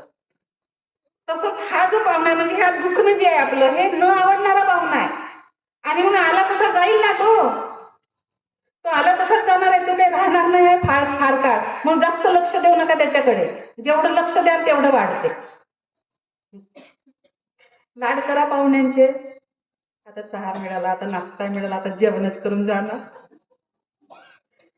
नाही का? तर मग काय पाहुणा जास्त कौतुकाने राहील, मग कपडे लत्ते घ्यायची वेळ येऊ शकते. आणि म्हणून असं करू नका. पाहुण्याला म्हणा बाबा जास्त लाड नाही, आला का लवकर जा, चहा दिला ना चल जा, झालं, आला दुखणं आहे माहित आहे, कळत आहे, झालं, देऊ उभं झालं, हिंडली झालं की थोडीशी हालचाल केली की संपणार आहे. कशाला एवढं मागं लागायचं? मग त्या दुखण्याच्याही नादाला लागू नका, तोही जाणार आहे. जे जे निर्माण झालं ते जाणार आहे म्हणतात ना बुद्ध. म्हणून सगळं संपणार आहे, नष्ट होणार आहे. म्हणून नका लागू कशाच्याही मागे. अशाश्वत आहे सगळं, त्याला म्हणूया आपण धम्म. त्यानंतर अधम्म. मी जास्त उदाहरण देणार नाही, कारण की मग माझं फार लांब ते उदाहरण देत राहायचं. मग अधम्म. अधम्म म्हणजे काय आहे? जेवढे काही अंधश्रद्धेच्या गोष्टी तुम्ही मानता, देव, आत्मा, पुनर्जन्म, अमुक देवी, अमुक भूत, तमुक जादू, तमुक टोना, नजर, या सगळ्या गोष्टी मानता की नाही तुम्ही? दृष्ट लागते, नजर लागते, जादू करते, टोना करते, भूत लागला, बाधा झाली, देव आहे, आत्मा आहे, नशीब आहे, पुनर्जन्म आहे, हे सगळं मानणे म्हणजे अधम्म सोप्या भाषेत. आणि म्हणून हे सगळं मी काहीही मानणार नाही, कारण की मला बाबासाहेबांनी अधम्माकडे नेलं का? नाही, आम्हाला सद्धम्माकडे जायला सांगितलं बाबासाहेबांनी. आणि म्हणून हे जेवढे काही करतात, धागे, दोरे, गंडे, दुपारे, अंगारे, टिळा लावणं, हे करणं ते करणं, हे सगळं अधम्माचं काम आहे. आणि म्हणून हा अधम्मापासून अलिप्त राहा, अंधश्रद्धेपासून अलिप्त राहा, मुक्त राहा, तरच सद्धम्माकडे जाता येईल. आणि मग धम्मापासून सद्धम्मापर्यंत जायचंय, आधी अधम्माला समजून घ्या, त्याला बाजूला सारा. आणि मग सद्धम्म काय आहे? अनेक प्रकारची अंधश्रद्धा बायकांच्या मध्ये असते. बायकांच्या मध्ये म्हटलेलं आहे मी, बघा साधी गोष्ट, एखाद्या बाईला मुलं बाळ होत नाही, पहिली चिंता कोणाला असते? सासूपासून सुरुवात होते. बाई एवढे दिवस झाले हो, बाई पोरच नाही होत, माझं नातूच नाही होत, लेकरवाढीच नाही झाली तू. मग सासू सांगते सुनेला, सून सांगते नवऱ्याला, मग सासऱ्यापर्यंत, आणि घरच्यांच्या आधी गावातल्या लोकांना जास्त काळजी राहते. गावातले लोक जास्त चर्चा करतात. आणि म्हणून तुम्ही बाबासाहेबांचे अनुयायी बनायचं आहे ना, तर हे सगळं अशा चर्चा करणं बंद करा. ती एक बाई आहे, बाई, मशीन नाही आहे पोरं पैदा करणारी. आणि निसर्गामध्ये असे काही लोक आहेत की निसर्ग त्यांना त्या गोष्टीसाठी पुरेपूर तयार करत नाही, त्यामुळे त्यांच्यात क्षमता नाही आहे. असे पुरुष पण असतात, अशा महिला पण असतात. मग पुरुषांना लोक दोष देत नाहीत ना. या 21व्या शतकात पुरुषांना दोष देतात का? बाईलाच देतात. आणि म्हणून कुठलीही बाई जिला बाळ होत नाही म्हणून ती वाईट आहे का? इथल्या संस्कृतीने बाई म्हणजे लेकरं जन्माला घालणारं यंत्र. आणि म्हणून बायांचे हे जे काही छळवाद होता ना, तो तिथून सुरू होते, हे लक्षात घ्या. आणि म्हणून आधी एका बाईने दुसऱ्या बाईचा आदर करायला शिका. मग ही बाई स्वतःचा आदर करायला शिकली की ते आपल्या पोरांना शिकवेल. म्हणजे माणसं तयार होतील बाईचा आदर करणार. फक्त पोरं पैदा करण्यासाठी तिचा जन्म झालेला नाही. तिच्या शरीरात जर नाही आहे ती गुणवत्ता, म्हणून ती वाईट नाही ना. पण अशा बायांना लोक खूप काहीतरी बोलतात, विचित्रपणे बोलतात. जर गेले की नाही बोरिंगवर वगैरे पाण्याला, तिला काहीतरी बोलतील, वांझोटी म्हणतील. मग ज्या माणसाला पोरं होत नाही त्याला काय म्हणतात? त्याला काहीच नाही म्हणत हो, बाईलाच म्हणतात. आणि म्हणून हे सुधार झाला पाहिजे आपल्यामध्ये, बायांमध्ये. ग्रामीण भागामध्ये याचा फार अभाव आहे. आणि म्हणून आपल्या घरातली सून असेल किंवा मुलगी असेल किंवा शेजारी असेल, घरामध्ये पण लग्न झालं की वर्ष होत नाही तर बाय विचारत, हा आहे का काही खुशखबर? अहो, एकच वर्ष झाला ना लग्नाला, एवढी कोणती घाई आली? आयुष्य पडलेलं आहे ना त्यांचं. पण नाही, यांना एका वर्षातच पाहिजे. मी तर म्हणते अशा लोकांनी रेडीमेडच घेऊन या ना, ज्याला बाळ असेल ती. हसण्यावर येऊ नका, मी हे फार सिरियसली बोलत आहे. आणि म्हणून बायांचा जो अपमान बायाच कशा करतात हे लक्षात घ्यायचं आहे आपल्याला. कारण की मी त्यातली नाही म्हणून दुसऱ्याचं आहे तर मी बोट दाखवणं सोपं असते. पण त्या माऊलीला विचारा, तिचं काय दुःख आहे ते. तिचं दुःख समजता आलं पाहिजे, कारण तुम्ही एक स्त्री आहात. मग पोरगंच होत नाही बाई, मग काय करायचं? नाही म्हणे, मग ह्याच्याकडे जा, ह्या बाबाकडे जा, त्या बाबाकडे जा. बाईपासूनच सुरुवात होते बरं. आधी बाई सुरुवात करते, मग बाबा बाबापर्यंत बाय जाण्याचं कारस्थान बाईच करते. माणसं फार क्वचित असतात याच्यात ऍड होतात ते. कारण की आता बाई म्हणते तर बाईचं ऐकावं लागेल की नाही, काही ना काही त्याचा फायदा आहे थोडासा. बाळ वगैरे झालंच तर असं करून, पण तसं काही होत नाही बरं. कबीर सांगून गेले, 9 साल सायचे पोरं होती, का करणे लागे पती. पण अजूनही चालूच आहे हे सगळं. आणि मग धागे दोरे गंडे धुपारे पूजा पाठ होम हवन यज्ञ याग, मग तिकडे सत्यनारायण इकडे महापवित्रा, सारखंच चालू आहे आमचं. आणि म्हणून हे सगळं अधम्म आहे. हे काय आहे? अधम्म आहे. देव अस्तित्वात नाही असेल तर दाखवा, समोर दिसला पाहिजे माझ्या. बुद्ध सरळ म्हणतात, जे आहे ते अनुभवता आलं पाहिजे तर मी सत्य मानेल. जे दिसतच नाही त्याचा अनुभवच घेता येत नाही. अहो, पाणी आहे पाण्याचा अनुभव घेता येत आहे, हवा आहे हवेचा अनुभव घेता येत आहे, माती आहे मातीचा अनुभव घेता आहे, प्रकाश आहे प्रकाशाचा अनुभव घेता येत आहे. हा देव आहे तर त्याचा अनुभव कुठे होत आहे? आला का तो माझ्या समोर? कधी नाही आला. मग मी का मानायचं त्याला? नशीब आहे नशीब आहे नशीब आहे. हिच्या नशिबात दुःखच आहे आणि हिच्या नशिबात